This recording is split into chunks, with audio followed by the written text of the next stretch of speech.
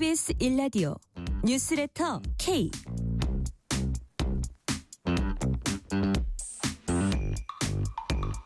안녕하세요. 뉴스레터 K 진행하는 전종철입니다. 오늘 윤석열 전 대통령 내란 우두머리 혐의에 대한 1심 재판부가 윤 전 대통령에게 무기징역을 선고했습니다.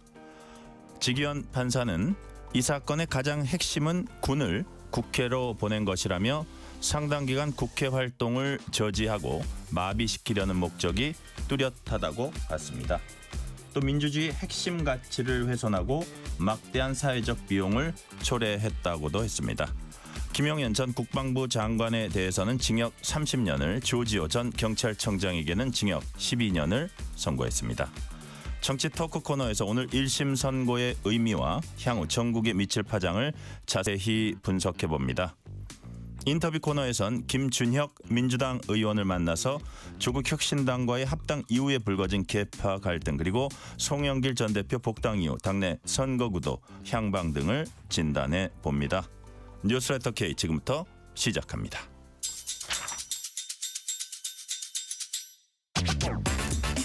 뉴스레터 K 정치 토크입니다. 김수민 시사평론가, 김기흥 국민의힘 미디어 대변인 나오셨습니다. 어서 오세요. 안녕하세요. 안녕하세요. 자, 윤석열 전 대통령 내란 우두머리 혐의 1심 재판부가 윤 전 대통령에게 무기징역 선고했습니다. 먼저 재판장인 지기현 판사의 주문 들어보시겠습니다. 징역 30년에 처합니다. 피고인 노상원을 징역 18년에 처합니다. 피고인 조지호를 징역 12년에 처합니다. 피고인 김봉식을 징역 10년에 처합니다. 피고인 목현태를 징역 3년에 처합니다. 피고인 김용군과 피고인 윤석영에 대해서는 무죄를 선고합니다. 자, 지금 이제 무기징역, 징역 30년, 징역 18년, 징역 12년, 징역 10년 이렇게 쫙 나갔습니다. 자, 역시 초점은 윤석열 전 대통령입니다. 김수민 평론가님, 오늘 선고 총평 차원에서 어떻게 평가하세요? 네, 어쩔 수 없이 재판이 길었습니다. 여러 수백 명의 증인들이 출석을 해야 됐고 여러 주장들이 나왔기 때문에 일단 검찰이나 특검이나 피고인들이 했던 주장들은 다 짚어봐야 되거든요. 그런 의미에서 재판은 길었으나 사실 이 문제는 재판에서 결정적 증거를 확인해 봐야 되는 그런 사건이 아니라 재판에 넘겨지기 전에 심지어는 사태 당일에 중요한 결정적 증거들을 국민들이 다 같이 확인할 수 있었던 사건이거든요. 그렇기 때문에 이게 빠르게 판단할 수 있는 그런 사건이었지만 어쨌건 재판의 절차들은 다 거쳐야 했고 상당히 많은 기다림 속에서 사형이냐 무기징역이냐에서는 논란이 있을 수 있겠지만 유죄 선고가 나온 것은 당연한 일이었다. 국민들이 어느 정도 기다림 보람은 있었다라고 총평을 합니다. 네, 김기흥 대변인 총평 어떻게 하시겠어요? 사법부의 결정에 대해서 존중을 해야 된다고 봅니다. 계엄이 곧 내란인가의 여부에 대해서 지금 사법부의 영역에서 사법부에서 나온 부분이 있는데 이 1심 판결에 대해서 정치권이 왈가왈부할 부분은 아니다. 지기현 판사가 마무리에 이제 양형 이유 설명하면서 비상계엄, 그에 따른 어떤 활동으로 인해서 군경 활동으로 인해서 군과 경찰의 정치적 중립성 훼손, 그런 여러 가지 문제 하면서 마지막에 그런 얘기를 했습니다. 우리 사회가 지금 정치적으로 양분돼서 극한의 대립을 겪고 있다 얘기를 했습니다. 그렇다면 사법의 영역은 사법의 영역으로 맡겨놓고 정치권은 좀 더 미래지향적으로 해야 되는 부분이 있기 때문에 아직 당의 공식적인 입장이 나오지 않았지만 저는 개인적으로 제 입장을 말씀드리자면 1심 판단을 존중해야 된다 보고, 이거에 대해서 양측에서 항소를 한다고 한다면 그건 법적인 영역에서 다퉈야 되지 않을까 싶습니다. 네.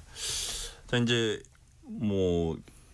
유죄일 거다. 만약에 유죄면 사형이냐 무기징역이냐 이런 얘기들 많이 했잖아요. 근데 자, 그렇다면 무기징역 여하튼 이제 중형인데 그 근거는 무엇인지, 역시 핵심은 윤 전 대통령의 행위가 내란 우두머리죄에 해당되는지 이 부분하고 특히 12.3 비상계엄이 국헌 문란을 목적으로 한 폭동인지 여부를 재판부가 어떻게 인정하냐 이 부분이 핵심이었던 것 같아요. 네. 재판부는 이 부분 어떻게 설명을 했습니까? 지기현 재판부가 핵심이라고 표현을 하면서 강조했던 대목이 있는데요. 네. 이 사건의 핵심은 국회에 군인을 투입한 것이다. 라고 했고 국회 의결을 못하게 하려는 목적이 충분히 인정된다라고 판결을 했습니다. 뭐 다들 아시겠지만은 포고령이 발표될 때 이미 국헌 문란의 목적이 드러났던 것이죠. 이번 재판부도 포고령의 국회 활동과 정치 활동 금지 표현이 명확하다. 그리고 국회 활동 저지 마비 기간은 상당 기간이라고 판단을 했습니다. 왜냐하면은 국회의 군 철수 계획이라든지 이런 것들을 전혀 정하지 않았다라고 하는 점 이런 것들을 봤을 때 그 국헌 문란의 기간도 단시간이 목적은 아니었다라는 취지의 그런 판단이 나왔던 거고요. 그러니까 국헌 문란의 목적이라는 거는 그 목적이 달성이 됐는지 혹은 얼마나 달성됐는지 이걸 떠나서 목적이 확인이 되면 네. 일단 내란죄를 적용할 수 있는 그 요건이 되는 겁니다. 근데 나아가서 이게 기수냐 미수냐 이거를 판단할 때는 한 지방에 평온을 해야 할 정도인가 이게 관건이 되는 것인데 재판부도 12.3 비상계엄 당시 있었던 일은 모두 폭동에 해당하고 일단 폭동까지 인정을 했고 서울 전역에 걸쳐서 우리나라 전역에 걸쳐서 평온을 해야 할 정도가 되거나 혹은 그게 아니라고 치더라도 서울 등의 수도권 지역에 평온을 해야 할 위력은 있었다라는 판단을 내렸습니다. 이 이유로 결국에 내란 기수라는 판단을 내린 것이고 네. 그리고 양형에 대해서는 좀 윤 전 대통령한테 불리한 것은 근본적으로 민주주의 핵심 가치를 훼손했다. 또 피해를 산정할 수도 없고 또 수많은 사람들이 재판을 받거나 조치를 수행한 공무원들이 비난을 받았다. 사회에 큰 상처를 입혔다. 이 부분이 있고요. 근데 다만 조금 유리한 참작 사유로는 치밀하게 계획하지는 않은 것 같다. 물리력 행사는 자제했다. 뭐 오랫동안 공직에 종사했다. 그거는 뭐 이제 주문 고령이다. 직전에 얘기했어요. 네, 이런 점들까지를 고려해서 종합적으로 결국 무기징역 선고를 내렸습니다. 그래요. 양형 부분은 제가 뒤에서 또 자세히 이제 말씀드리도록 하고 재판부는 계엄 그 자체로서 내란이라고 할 수는 없다. 그러나 목적이 문제다. 그래서 이번 사안을 이렇게 살펴보니까 비상계엄으로 할 수 없는 권한행사, 국회 권능 침해라든지 사법기능의 본질 침해할 목적이 있었다면 국헌 문란 목적의 내란죄가 성립될 수 있다. 이런 부분은 어떻게 평가하세요, 김기영 대변인? 우선적으로 두 가지를 좀 본 것 같습니다. 예, 재판부에서 첫 번째는 포고문에 나와 있는 내용 중에서 정치활동을 금지해서 사실상 국회의 어떤 기능을 이미 못하게끔 했다. 거기에 나왔다. 처벌이라는 단어도 있고 네. 처단 뭐 그런 표현이 있기 때문에 거기에서 있는 것 같고요. 폭동이란 부분에 대해서 좀 주시했는데 지기현 판사 같은 경우는 국회에 군대를 보내 폭동을 일으키니까 군이 무장을 해서 네. 국회로 출동하는 자체, 헬기 등을 타거나 담을 넘어서 국회로 진입하는 자체, 또 그 안에 있는 관리자 등과 몸싸움을 하는 자체, 심지어 체포를 위해서 장구를 갖추고 다수가 차량을 이용해서 국회로 출동한 행위 자체, 이게 다 폭동이라고 좀 규정을 지었거든요. 네. 이 부분이 있고 윤석열 전 대통령 변호인 측에서는 실탄을 가지고 있지 않았다. 실질적인 어떤 피해가 없다고 주장은 했지만 그거는 이제 양형에는 참고가 되지만 네. 이 폭동 여부를 규정하는 이 부분에 대해서는 고려 대상이 되지 않는다. 그래서 좀 단호하게 얘기를 한 것 같습니다. 그래요. 그리고 김수인 평론가님 약간 또 이목을 끈 표현 중에 하나가 역사적인 관점 좀 언급한 거예요. 의회에 대한 공격은 왕에게도 반역죄를 적용했다. 이게 예를 들어서 가장 권력을 가진 사람이 하더라도 그게 반역 혹은 내란이 될 수 있다. 이런 뜻을 이런 얘기를 하려고 그랬던 건가요? 그렇죠. 역사적으로 권력이라는 게 과거에 절대군주제에서는 한 사람한테 집중이 돼 있었지만 네. 이것이 입헌군주제가 되거나 공화정이 되면서 권력이 분산이 돼 왔던 거잖아요. 네. 그런 의미에서 대통령이 곧 국가다. 그렇기 때문에 대통령이 스스로인 국가를 공격할 수 있느냐 이런 얘기는 성립이 안 된다는 것이죠. 그리고 제가 좀 덧붙여서 말씀을 드리고 싶은 것은 내란죄 무죄를 주장하시는 분들이 상당수가 본인이 대통령인데 권력 찬탈의 목적이 없지 않느냐. 본인이 이미 권력을 네, 갖고 그렇죠. 있는데 그런 얘기를 했었고 네. 그리고 여기에 반박하시는 분들 중에서도 권력 찬탈은 아니지만 위로부터의 내란이기 때문에 심각하다라고 얘기를 해왔는데 예. 정확하게 얘기하면 권력 찬탈이 맞습니다. 국회의 권한을 정지시키는 것은. 왜냐하면 대통령한테는 현재 한국 민주공화국에서는 대통령한테 입법권이나 사법권이 있지 않거든요. 본인이 갖고 있지 않은 권력에 대해서 심지어 개헌법에 닫혀있는 국회도 개헌 선포 시에는 열도록 통고를 하고 열도록 돼 있는 이 개헌법을 어겨가면서 국회 활동을 정지시키려는 것은 이건 권력 찬탈이에요. 이것도 권력 찬탈이라는 점도 같이 감안을 해야 되는 것이고 그 점이 이제 역사적으로도 입증이 되는 것이다. 왕에 대해서도 내란죄를 적용한 것이 왕도 누군가의 또 다른 권력을 찬탈할 수 있다라고 하는 그런 개념이라고 볼 수 있겠습니다. 네. 우선적으로 이제 김기웅 대변인. 대통령이 비상 개헌권이 있느냐 이 부분에 대해서 논란이 있었고 형식적 절차를 가졌느냐 요건이 있었느냐 그게 쟁점이 됐는데 지기현 판사는 굉장히 대통령으로서 비상 개헌을 할 수 있는 권한 이 자체는 인정을 했어요. 근데 문제는 비상 개헌을 하더라도 국헌문란 사실상 의회의 어떤 기능을 못하게 하는 막는 그걸 위한 비상 개헌이란 거는 내란의 요소가 있다. 그거는 받아들일 수 없다. 그 입장을 졌기 때문에 네. 이건 본질과 다르지만 한덕수 전 총리 관련된 국무회의 과정에 있어서의 어떤 쟁점이 되고 있는 부분에 있어서는 계엄이 곧 내란이다. 그러니까 국무회의의 어떤 요건 부분 관련해서 다투는 부분 입장에서는 네. 조금 그쪽에 있는 한덕수 전 총리 쪽의 변호인에서는 좀 유리한 정황이지 않나 싶습니다. 그래요. 자 그리고 지기현 판사가 이제 구속 취소 결정을 내려가지고 특히 이제 그 민주당 쪽에서 많은 비판을 받았고 그랬는데 그 당시에 공수처에 내란죄 수사권이 있는지 명확한 규정이 없다 이렇게 지적을 한 바가 있거든요.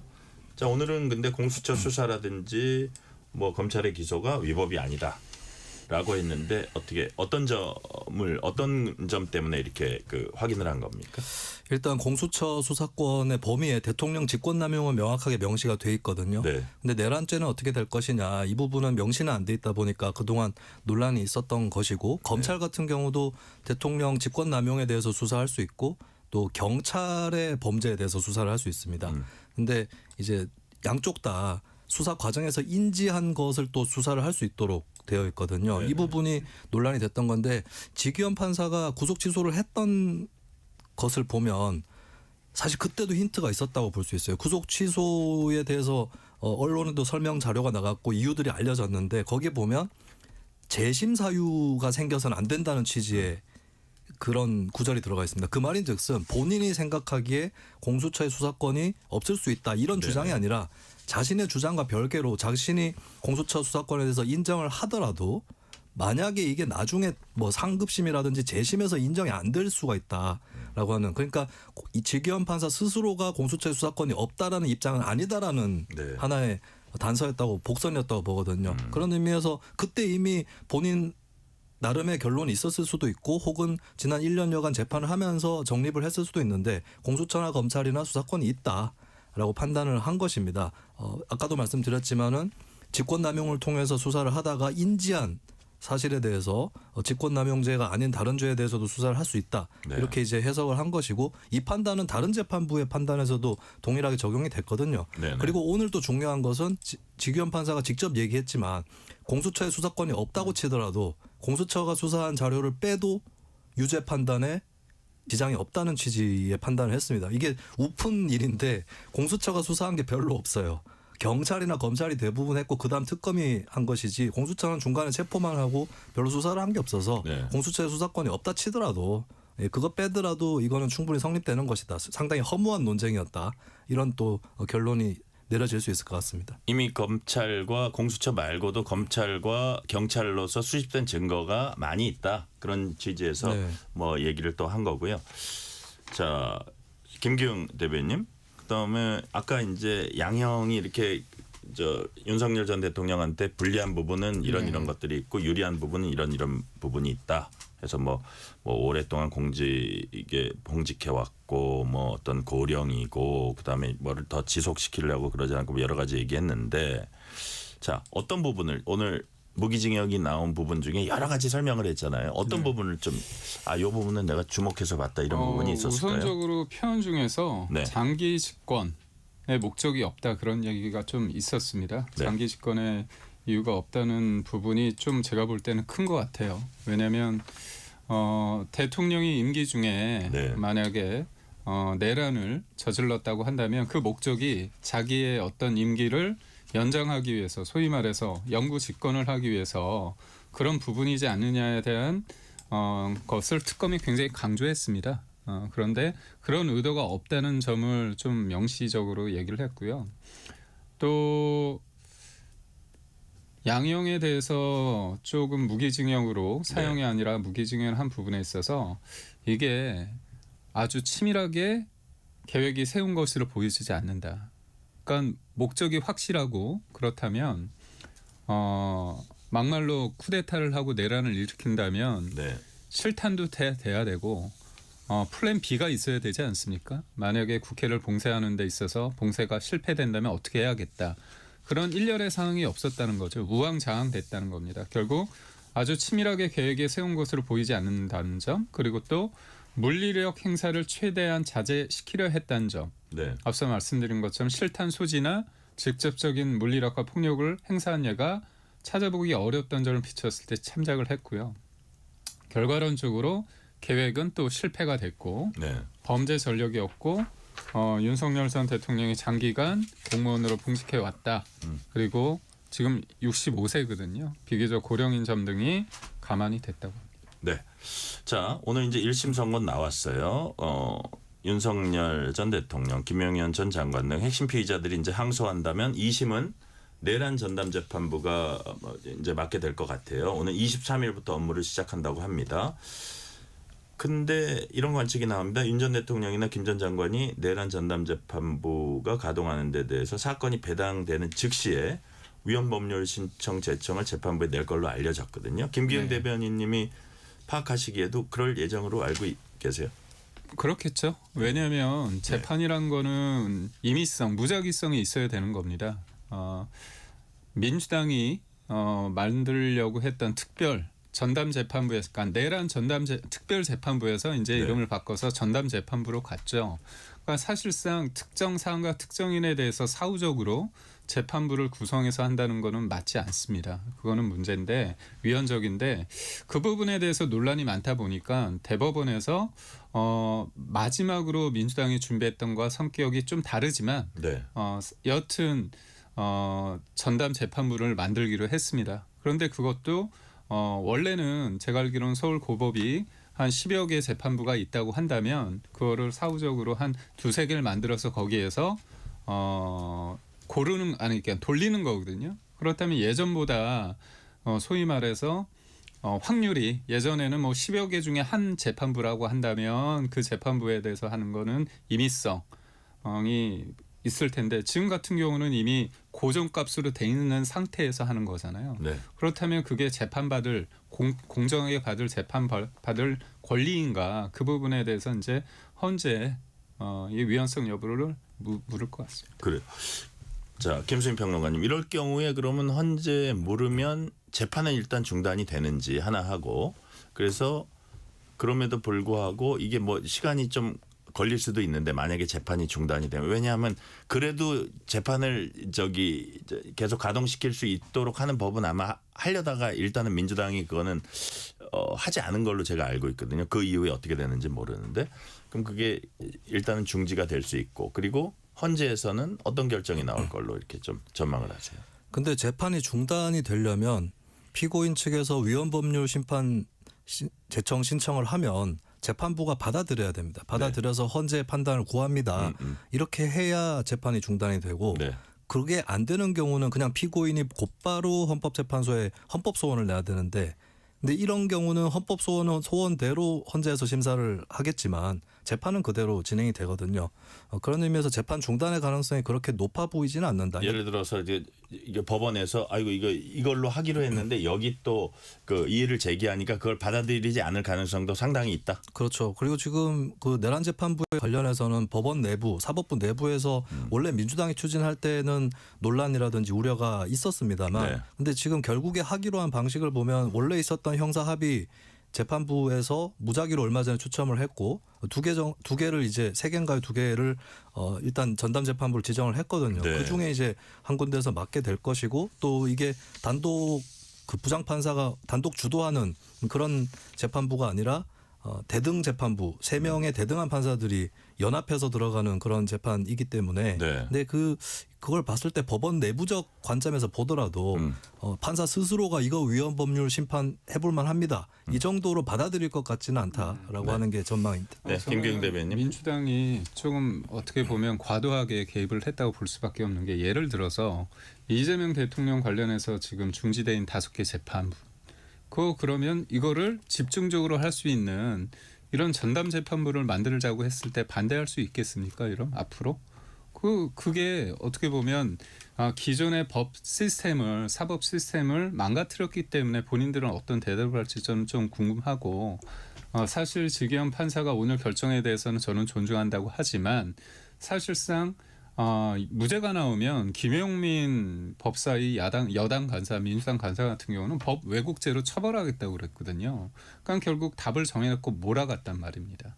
그러면 지금 결과에 대해서 저는 1심에 대해서 존중한다고 봐요. 그렇지만 이거에 대해서 과도하게 압박을 했다. 무엇보다도 특검이 어떻게 했습니까?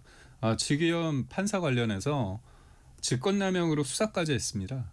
근데 무혐의 나왔거든요. 기소하지 못했거든요. 사법부도 조희대 대법원장도 사실상 내란과 한통속이라고 해서 끊임없이 공격하고 또 특검 조사까지 받았습니다. 수사까지 했는데. 그러니까 이런 일련의 상황 속에서 가만히 놔두면 지기현 판사의 어떤 그 결정에 대해서 분명히 저는 1심에 대해서는 여야 모두가 존중해야 된다고 봅니다. 법적인 시스템을 가야 되는데. 근데 이런 구조 속에서는 판사들이 압박을 받을 수밖에 없다. 압박을 받을 수밖에 없다는 부분도 있고 또 하나는 저는 압박을 받아서 뭐 유죄 나올 거 아니 무죄 나올 거를 유죄로 바꿨다 제가 말씀드린 게 아니라 그거를 바라보는 사람들이 정치적인 어떤 의미를 과하게 해석할 수 있는 게 여지를 두지 않을까 그런 네. 우려가 있는 거죠. 자, 김수인 평론가님께서는 오늘 이제 생중계 됐는데 주문까지 딱 생중계하고 생중계는 여기까지입니다. 재판장이 이렇게 얘기를 했는데 거기서 보여진 윤 전 대통령의 모습이랄까 이거 어떻게 좀 느끼셨어요? 글쎄요. 제가 보는 화면에서는 윤석열 전 대통령 모습을 잘 그런가요? 볼 수가 없었고 또 제가 마침 이동 중이라 주문 그러셨군요. 마지막에 양형 사유하고 그 선고할 때 그때는 또 음성으로만 듣고 있었거든요. 네네. 그래서 뭐 얼굴은 잘 볼 수가 없었고 사실 그렇게 뭐 궁금하지는 않았습니다. 왜냐하면 본인도 어느 정도 결과를 알고 있었을 거라고 봐요.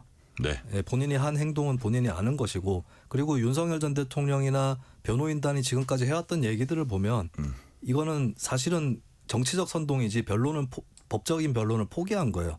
대통령의 계엄 선포는 무슨 사법심사의 대상이 아니다. 그 말부터 시작을 해서 이거는 본인들도 할 말이 없다는 자백에 불과한 거거든요. 그런 의미에서 별 표정이라든지 이런 것들은 네. 궁금하지는 않았다라고 예, 그렇습니다. 우리 김기영 대변인님 좀 보셨어요?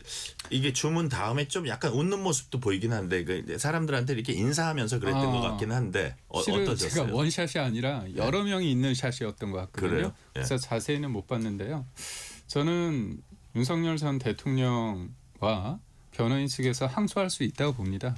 근데 저는 항소를 하시기 전에 다른 것 떠나서 본인과 김용현 전 장관 관련해서 이 부분하고 나머지 부분들에 대해서는 어떻게 보면 본인이 지시하에서 이뤄진 부분이잖아요. 그래서 국헌문란의 목적성과 폭동 이 부분에 대해서 얼마나 인지하고 있는지 본인이 지시를 했고 본인이 대통령이었기 때문에 그 과정에서 본인이 그게 내란이라고 생각하지 않고 법적으로 다툼을 하시더라도 네. 나머지 분들에 대한 그런 선처나 그런 부분은 좀 말씀해 주십사 하는 생각이 있습니다. 나머지 분들에 대한 선처를 다시 한번 이렇게 언급하시는 게 어떠나 이런 게 이제 김기영 대변인 말씀이시고 라디오 교통정보센터 지금 연결해 보겠습니다. 김민혜 리포터 나와주세요.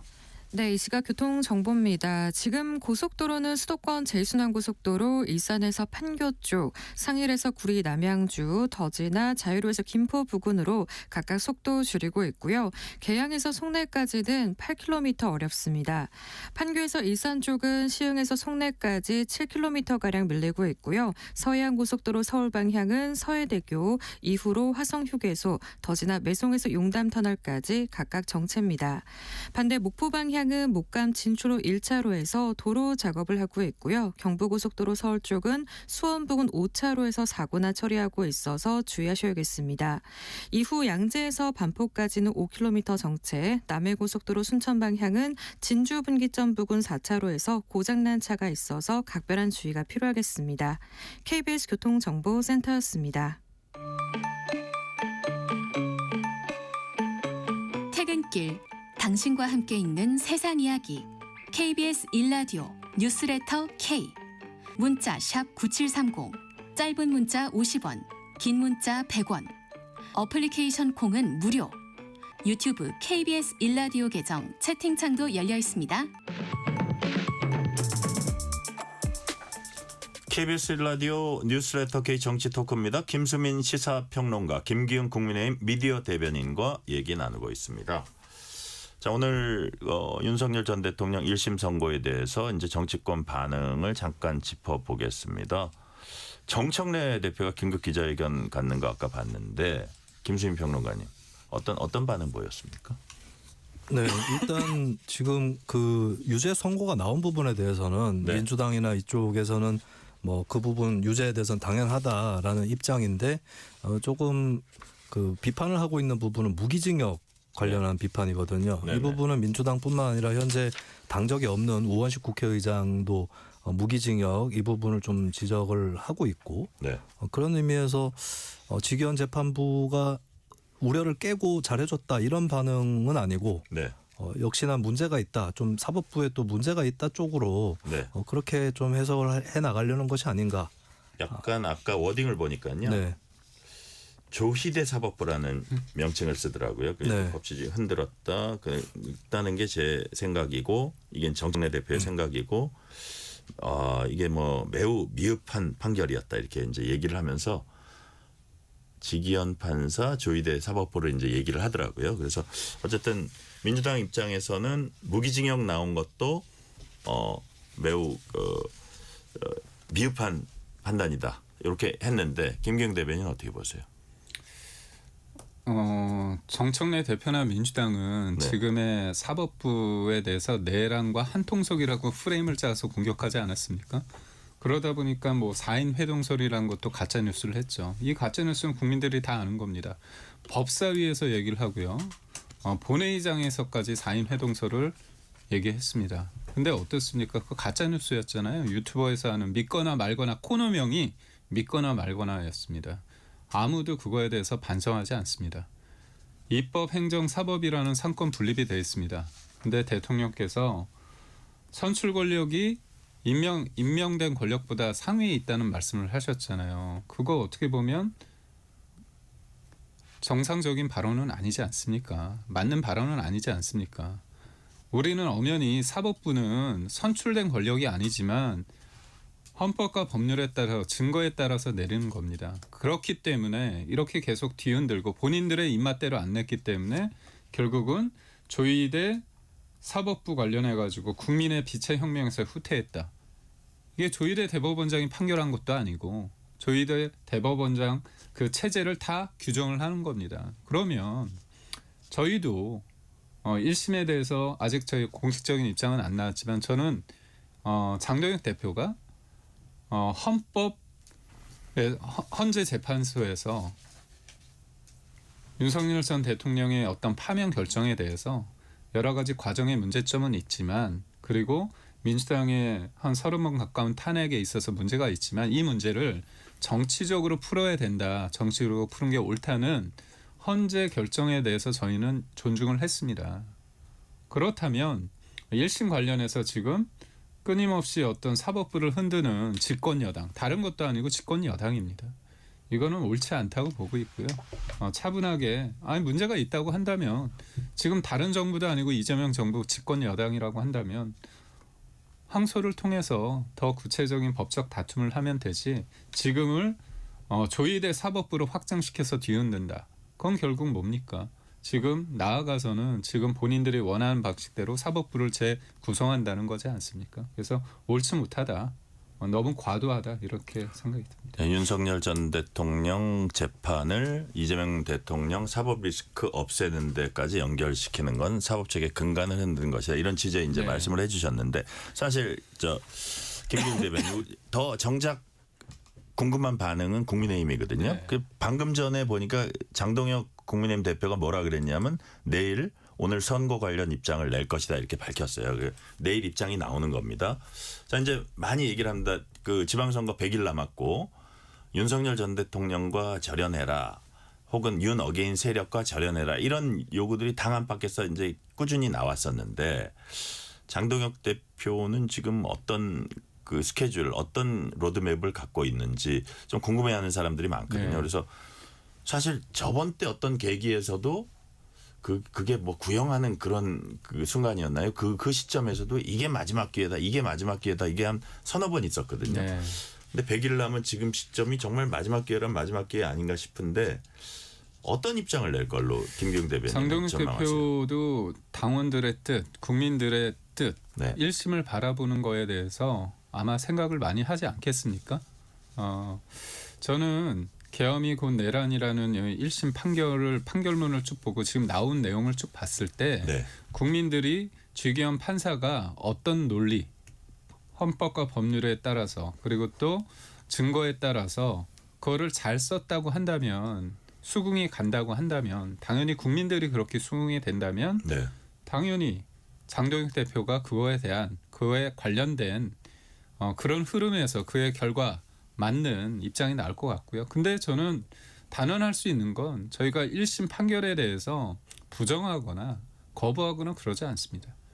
보수를 지향하는 저희 쪽 입장에서는 헌재 결정 과정 속에서도 그렇고 지금 1심 판결에 대해서 분명히 받아들이고 존중한다는 게 나옵니다. 다만 거기에서 윤석열 전 대통령이라는 이름 석자의 관계 맺음은 죄송합니다. 어떻게 이게 얘기를 할지. 근데 윤석열 전 대통령의 어떤 계엄 관련해서 분명하게 입장을 낸 게 있습니다. 장동혁 대표가 지난해 12월 19일 날 다른 데도 아니고요. 당원 교육 현장에서 내가 계엄 해제 표결을 했고 17명과 같이 했고 본회의장에 90명이 못 들어왔는데 들어온다면 같은 선택을 했을 거다. 이거는 계엄이 잘못됐다는 걸 얘기를 했고요. 그 이후에 계엄은 잘못된 수단이라고 얘기를 했습니다. 그리고 헌재에서 윤석열 전 대통령을 파면시킨 부분에 대해서 존중한다, 받아들인다고 얘기했습니다. 그래서 그런 과정 속에서 당연히 또 엄중하게 형사재판 1심이 나왔기 때문에 그런 흐름에서 볼 때는 뭐 어떤 사람이 딱 원하는 그게 어느 정도인지는 모르지만 저는 이번 상황을 계기로 해서 입장이 나오지 않을까 싶습니다. 김수인 평론가님, 네 이제 국민의힘에서는 아주 그런 계엄 이제 해제시키는 거기 표결에도 참가를 했고 그 이후에도 여러 차례 이런 입장을 밝혀왔는데 이제 중요한 건 사람들이 어떻게 받아들이냐잖아요. 그러니까 그게 이제 입장 발표도 있지만 실제적인 행위로 예를 들어서 이제 조금 더 다 포용하려는 어떤 행위일 수도 있고 지금 당내 갈등도 있지만 이게 밖에서 객관적으로 보기에는 어떻게 전망을 하시며 네. 또 어느 정도의 강도의 얘기가 있어야지 좀 이게 좀 분위기를 반전시킬 수 있다고 보세요. 근데 재판 1심 결과가 나오고 나서 얘기를 하는 것이 의미가 있나 이 점에서 일단 막히는 것 같아요. 왜냐하면 이 재판이라는 게 무슨 스포츠 경기의 비디오 판독 같은 게 아닙니다. 스포츠 경기에서는 배구하다가 선수가 내 손 안 맞았어요. 터치아웃 아니에요. 실컷 우겨도 비디오 판독 결과 나와서 맞은 걸로 드러나면 선수가 뭐 플레이를 하다 보니까 바쁘고 또 착각을 했거나 이럴 수 있겠구나 네. 하고 그 선수를 너무 책망하지는 않습니다. 그런데 이거는 재판은 국민들이 그 사건의 주요 과정들을 그 생중계되는 화면으로 다 봤던 거거든요. 근데 그때도 부인한 사람들이 재판 결과를 보고 나서 이제 와서 시인을 하는 것도 이상한 거고 그렇게 하리라고 기대하거나 예상하기도 어렵고 그런 일이거든요. 결국에는 저는 현재 국민의힘 당권파 장동혁 대표 이런 분들이 지도부로 있는 이상은 어떤 메시지를 나가든 국민들이 별로 납득하지 못할 것이다. 만약에 장동혁 대표가 이거 내란 맞고 우리가 잘못했습니다 라고 얘기할 거라면 그건 장동혁 대표가 정치를 그만둬야 되는 거예요. 그걸 재판 결과 나오고 나서 한단 말인가. 사실 이번 재판하면서 새로운 어떤 나는 처음에 내란이 아닌 줄 알았는데 재판 중간에 보니까 이런 증거가 있었네 라고 할 만한 게 있었습니까? 주요한 증거들은 국민들이 다 아는 것들, 재판 이전에 이미 다 드러났던 것들이거든요. 근데 그 중간중간에 국민의힘이 좋은 선택을 한 적이 있었는가? 다 누적이 돼 있단 말이죠. 계엄 해제 표결할 때도 소수 의원들이 들어갔고 탄핵 때는 그보다 더 소수 의원들이 찬성을 했고 체포를 할 때는 40 몇 명 의원들이 체포하지 말라고 현장에 가서 방해를 했고 이런 부분들이 다 축적이 돼 있고 그리고 국민의힘에서 했던 경선들 결과를 다 보면 다 탄핵 반대고 내란죄 아니다라고 했던 사람들이 1등은 물론이고 결선 투표로 해도 2명이 다 올라가는 당대표 선거가 그랬지 않습니까? 이런 것들이 다 누적이 돼 있기 때문에 장 대표가 이제 와서 인정하는 것도 이상하고 뭘 해도 이건 극복이 안 될 것이다. 결국에 저는 보수 내부에서 이걸 갈아엎는 흐름이 나오지 않는 이상은 이거는 객관적으로 뭐 국민의힘 핵심 지지층을 제외한 다른 국민들한테는 어떤 공감이라든지 반향 이런 것들을 기대할 수 없다고 봅니다. 네. 김준일 평론가님이 지금 뭐 어떤 거를 해도 지금까지의 장동혁 대표가 쭉 해온 흐름이 있기 때문에 무슨 입장을 낸다고 해도 큰 감흥을 줄 수 없고 국민의힘 내부에서 이걸 완전히 없는 어떤 반전이 있지 않는 한 국민들에게 좀 임팩트를 주긴 힘들다 이러셨는데 다만 그럼에도 불구하고 1심 선고 전에 막 입장을 세게 내가지고 하기는 정치적으로 그렇게 쉽지는 않았을 거예요. 1심 선고가 나온 계기성을 잡아서 내일 입장을 낸다는 건데 자, 이 부분은 김기영 대변인 어떻게 보세요? 뭐 배현진 의원 문제도 있고 이런 부분들도 더 뭉쳐야 된다 이런 지적도 있는데 그건 어떻게 좀 해법을 마련할까요? 1월 달에 윤석열 대통령이 그 당시 대통령이 체포됐을 때 여론이 어땠습니까? 국민의힘 지지율이 올랐습니다. 대통령 지지율이 올랐습니다.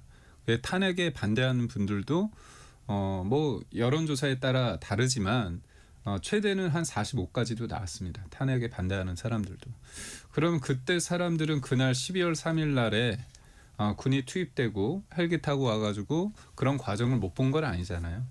그러니까 결국 지금 법적인 건 뭐냐면 내가 어떤 사안을 봤을 때 그 해석의 차이가 있을 수 있습니다. 근데 법이란 건 뭐냐면 그런 갈등적인 양상을 헌법과 법률화 증거에 따라서 일정 부분 정리를 해주는 거죠. 3심세지만 1심 저는 1심도 의미가 있다고 봅니다. 그런 과정 속에 있는데 그렇다면 그때 상황과 지금 상황에 있어서 결론이 나왔는데 왜 그 뻔한 답을 몰랐느냐 하면서 얘기하는 건 저는 좀 과하다고 보고 또 하나는 내가 수용하지 못했지만 법원에서 한 판단은 존중할 수밖에 없는 게 또 어떻게 보면 민주주의 체제에서의 갈 수밖에 없는 법치라고 봅니다. 그래서 저는 장동혁 대표의 메시지에 대해서는 저는 잘 모르지만 그거에 대한 어떤 수용 여부는 국민들이 판단하실까 아닐까 싶습니다. 네, 민주당으로 한번 옮겨가 볼게요.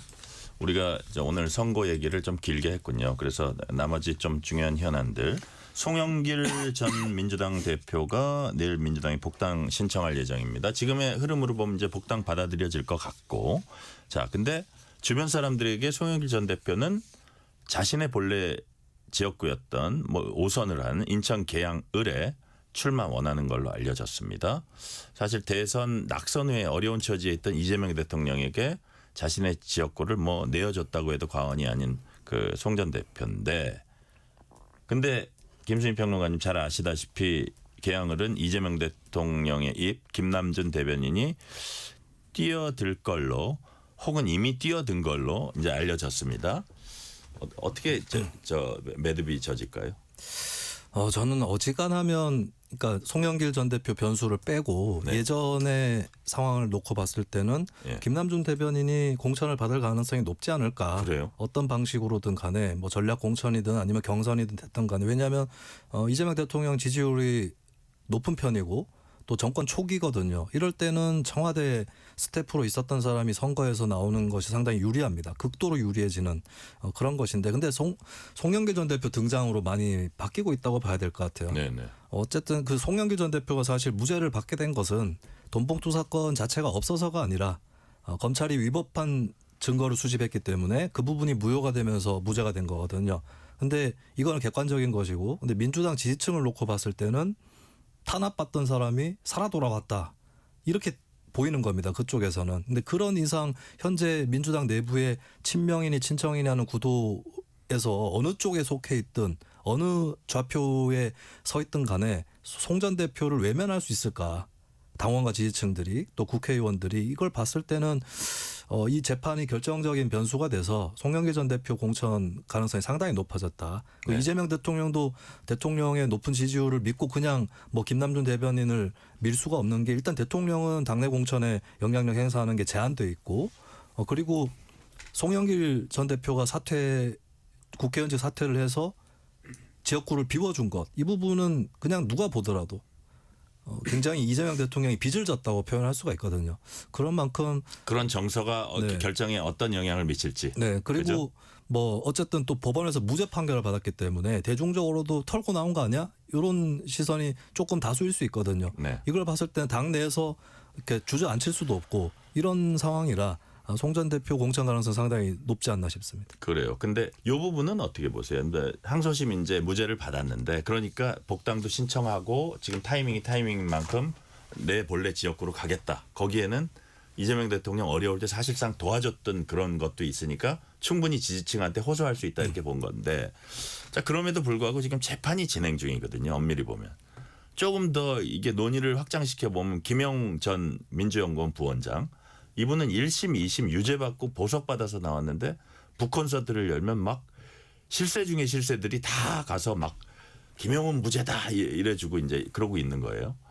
자, 이런 부분들이 그러니까 야당의 견제력이 약하기 때문에 이게 가능한 일이 아닐까 싶기도 한데, 이런 부분들이 표심에 어떤 영향을 미칠 거라고 보세요? 일단 현재 구조적으로 네. 민주당 국민의힘에서 그 운동장이 기울어져 있거든요. 네. 이 부분은 국민의힘이 내란 문제 극복을 안 하는 이상은 앞으로 수년간 계속될 수밖에 없는 그런 것이고, 사실 우리가 최근 몇 달 동안의 일만 지켜보더라도 민주당의 악재들이 몇 가지 터졌잖아요. 통일교 관련 의혹도 있었고, 그리고 공천 비리 의혹도 있고 지금 수사 중입니다. 근데 크게 지금 대통령이나 여당 지지율에 영향을 안 끼치고 있잖아요. 그러니까 그런 모습도 보여진다. 그렇죠. 예를 들어서 1심, 2심 네. 유죄받고 뇌물 혐의 받은 사람이 네. 막 계속 북콘서트 하고 다니고 여권의 실력자들은 가서 박수 쳐주고. 그렇죠. 그리고 뭐 정상적인 모습은 아니다, 이런 지적도 있잖아요. 양당이 비슷하게 잘못해 보인다 이러면은 국민들이 그놈이다 이렇게 되는데, 한쪽이 너무 크게 잘못을 해버리면 네. 심지어는 어떤 반응까지 나타나냐면 민주당이 그렇게 호의적이지 않았던 사람들조차 김용, 송영길 이런 사람들, 또 나가서 이재명 대통령 수사받았던 거 이거 억울한 거 아니야? 이런 생각이 들 수가 있는 거예요. 네. 왜냐하면 윤석열 대통령 정권에서 그 검찰이 했던 것으로 인식이 많이 돼 있기 때문에, 그런 차원에서 좀 마음 놓고 김용 그 전 부원장 그 북콘서트도 이제 민주당 사람들이 가고 네. 이런 상황이거든요. 근데 김용 전 부원장은 사실 1심, 2심 다 유죄 선고가 나왔어요. 근데 그런데도 북콘서트에 갔거든요. 그러면 2심에서 무죄 받은 송영길 전 대표 공천 못 시킨다는 보장이 있는가? 그 점에서 민주당에서는 그게 그렇게 네. 걸림돌로 여겨지지 않을 것 같습니다. 네. 자, 지금 야당의 견제가 하도 약하다 보니까 지금 1심, 2심 유죄받은 사람이 나와서 북콘서트 계속 열고 있고, 자, 잘하면 뭐 평택 쪽에 그 출마한다 이런 얘기들도 있고, 이런 부분들, 이런 상황은 지금 어떻게 보십니까? 김기웅 대변인. 저희가 뼈저리게 반성하고 국민들께 송구합니다. 저희가 가진 게 없는데 힘이 있는 것처럼 비춰지는 것도 그렇고 굉장히 어려운 상황입니다. 이번 1심 제가 볼 때는 네. 판결에 대해서 저희가 겸손하게 처절하게 받아들여서 저는 그렇습니다. 이재명 대통령 관련해서 죄송한 표현이지만 피고인 이재명 대통령이고요. 송영길 전 대표 입장에서는 뭐가 문제입니까? 자기 2심에서 무죄 받았는데, 이재명 대통령 어떻습니까? 5개 재판받고 있는데 하고 있지 대통령 되지 않았습니까? 이게 물론 저희가 잘못했기 때문에 그렇지만 민심이 저희에 대해서 죽비를 때리고 있지만 그렇다고 해서 민주당이 잘하고 있지 않다는 거 저는 그래요. 오만과 독선에 대해서 권한이 있는 쪽에 저는 책임을 물을 수밖에 없다. 그 과정에서 저희가 요행을 바라거나 저희가 뭐 잘 못하면 저희한테 기회가 없을 겁니다. 그래서 네. 지금 말씀하신 부분에 대해서 어떻게 보면 저희가 희화되고 조롱을 받고 있는 이 처지 냉정하게 받아들이고요. 저는 쇄신의 기회로 삼아야 된다 이렇게 봅니다. 네. 자, 연휴 동안에도 뜨거웠던 부동산 공방이 연휴 이후에도 지금 이어지고 있어요. 정청래 대표, 장동혁 대표에게 울지 말고 공부하라. 불효자는 옵니다 하니까 그거 받은 거고 한병도 원내대표 국민의힘이 망국적 부동산 투기 세력의 대변인 자처하고 있다. 반면에 장동혁 대표 대통령 SNS에는 부동산만 있다. 대통령이 해결할 문제는 바로 관세다. 송원석 원내대표 시장에서 나타나는 자연스러운 현상을 도덕과 비도덕으로 나눈다. 갈라치기 한다. 뭐 이런 얘기인데 자 어떻게 보면 뭐 대통령 대 제1야당 대표의 공방도 그렇고 지금 오늘 설 연휴 이후에 벌어지는 모습도 그렇고 사실 머리 맞대고 해법을 모색해야 될 문제인데 계속 정치 공방만 하고 있는 이런 상황은 김수인 평론가님 네. 어떻게 보세요? 뭐 어떨 때는 맞대고 해결하는 게 더 나쁠 때도 있습니다. 의견 차가 있고 또 국민들도 의견이 다를 때는 정치 세력들이 차이를 보여주면서 뜨겁게 논쟁하는 거는 필요하다고 네네. 봐요. 근데 지금 부동산 문제를 둘러싸고는 상당히 소모적인 논쟁들이 있다라고 하는 거를 좀 지적을 해야 되겠는데 일단 이재명 대통령은 저는 SNS로 운을 띄운 것은 잘했다라고 생각합니다. 예전에 얼마 전에 설탕 부담금 문제도 마찬가지고 그런 걸 통해서 또 국민들이 사실 국민들이 여러 정치인들 중에 자기하고 가까운 사람을 무슨 우리 동네 기초의원 이런 뭐 존재로 아는 게 아니라 대통령이 오히려 제일 가까워요.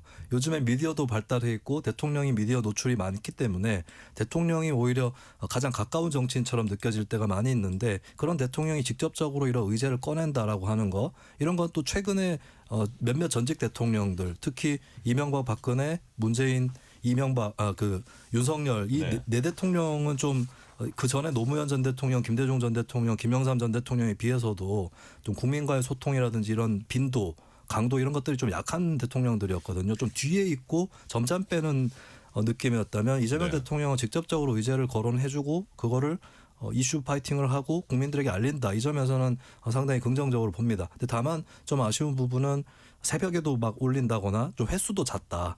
어느 정도 대통령이 그립감을 보여줬거든요. 그러면은 조금 더 여유 있게 해도 되는데 좀 메시지가 잦다는 점, 이 점은 조금 불안 요소다라고 말씀을 드리고 근데 장동혁 대표 같은 경우도 뭔가 좀 이렇게 큰 칼을 쓰는 것이 아니라 좀 이렇게 스케일이 작다. 여러 대응들이. 그걸 보고 뭐 이제 어머니를 자꾸 거론을 한다든지 급기야는 저는 이건 정말 뼈저린 실수라고 보는데 대통령 SNS 질문에 답하느라 과로사할 뻔했다라고 장동혁 대표 얘기를 했거든요. 이거는 이재명 대통령한테 말렸다는 거예요. 이렇게 표현해서는 안 되는 문제입니다. 그리고 관세 문제는 이거는 말 돌리기처럼 비춰지는 거죠. 근데 장동혁 대표가 이렇게 크게 스케일을 부리지 못하는 이유는 뭔가?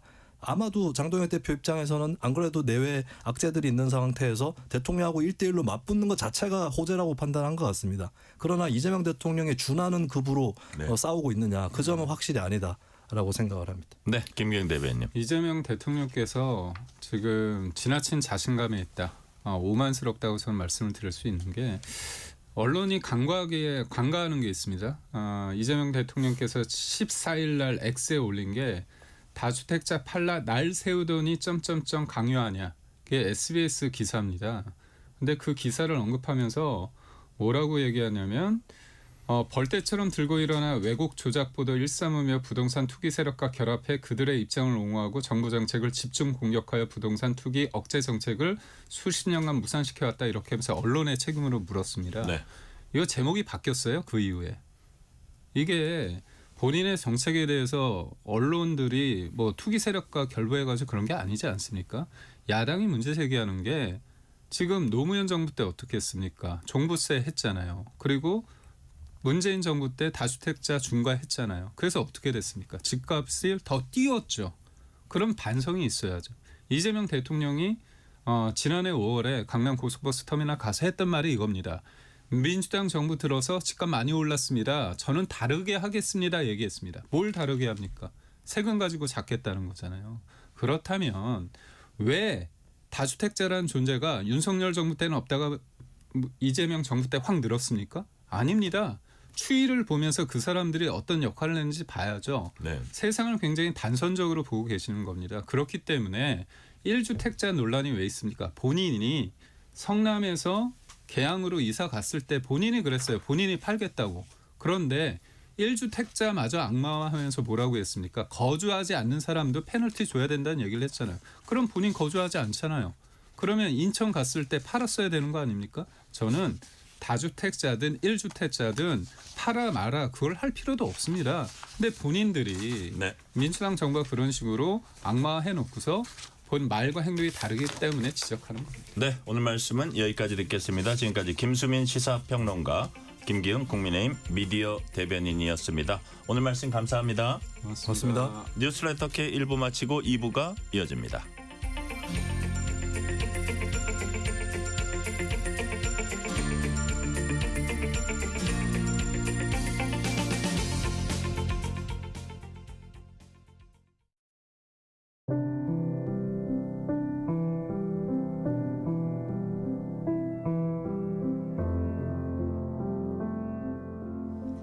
KBS 라디오 연중기획 희망충전 대한민국 678번째 이야기.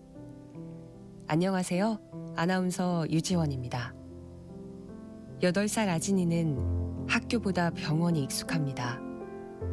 희귀질환인 류마티스와 포도막염을 앓고 있는 아진이 2시간에 한 번씩 안약을 넣어야 하고 심장에 생긴 구멍으로 꾸준한 관찰과 돌봄이 필요한데요.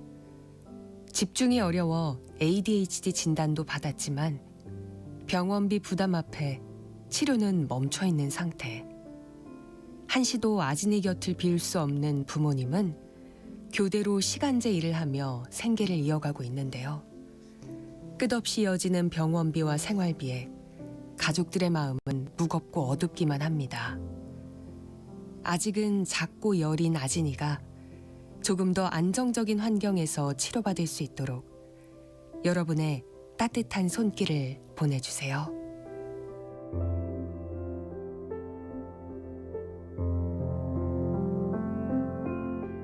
여러분의 따뜻한 손길이 희망의 빛이 됩니다.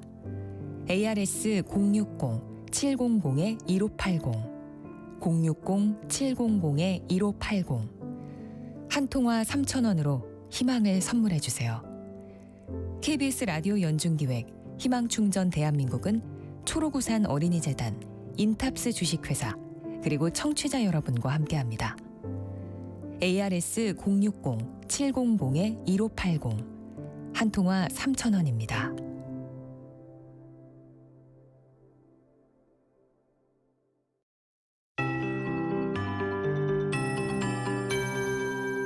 KBS 58분 날씨. 오늘도 맑은 날씨가 이어지고 있는데요. 내일과 모레 계속해서 맑고 포근한 봄 날씨가 이어지겠습니다. 기온은 계속 상승세입니다. 서울 오늘 낮 기온 8.4도로 평년보다 2.5도가 높았습니다. 내일은 13도, 모레는 서울 기준 낮 기온 17도까지 상승 곡선을 그리겠습니다. 이 정도가 되면 가히 이상 고온 현상이라 할 수 있는 완연한 봄 날씨가 되겠습니다. 모레는 강풍이 분다는 예보가 있어서 이 점은 미리 참고하시는 게 좋겠습니다. 봄 날씨 특성 중 하나가 큰 일교차입니다. 요즘 나타나고 있고 내일과 모레 낮과 밤의 기온차가 상당히 크겠습니다. 옷차림에 유의하셔야겠습니다. 내일 아침까지는 그래도 영하권이 덜어 있겠고요. 서울은 0도가 되겠습니다. 영하 6도에서 영상 5도로 오늘보다 3, 4도 정도 높겠습니다. 낮 기온은 크게 뛰어오르면서 서울이 13, 대구 16, 전주 15도 등 10도에서 16도로 전 지역이 10도를 넘겠습니다. 경상권의 대기가 매우 건조합니다. 그 밖의 지역도 차차 건조해지고 있는 추세입니다. 게다가 내일 강원 산지에는 바람이 강하게 불겠습니다. 화재 예방에도 신경 쓰셔야겠습니다. 모레 오후부터 동해안의 너울성 파도가 높겠고요. 강원도에 눈 쌓인 곳이 많아서 이 점 주의하셔야겠습니다. 현재 서울의 기온은 5.3도입니다. 강혜종입니다.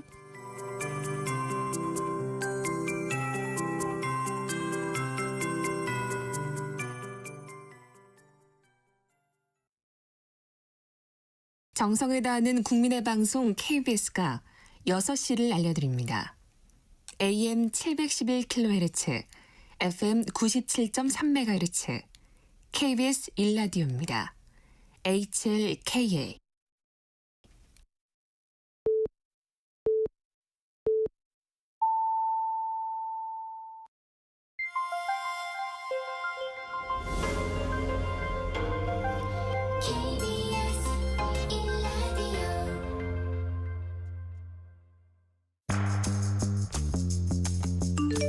여러분은 지금 퇴근길 시사편지 한 장, KBS 1라디오 뉴스레터 K를 듣고 계십니다.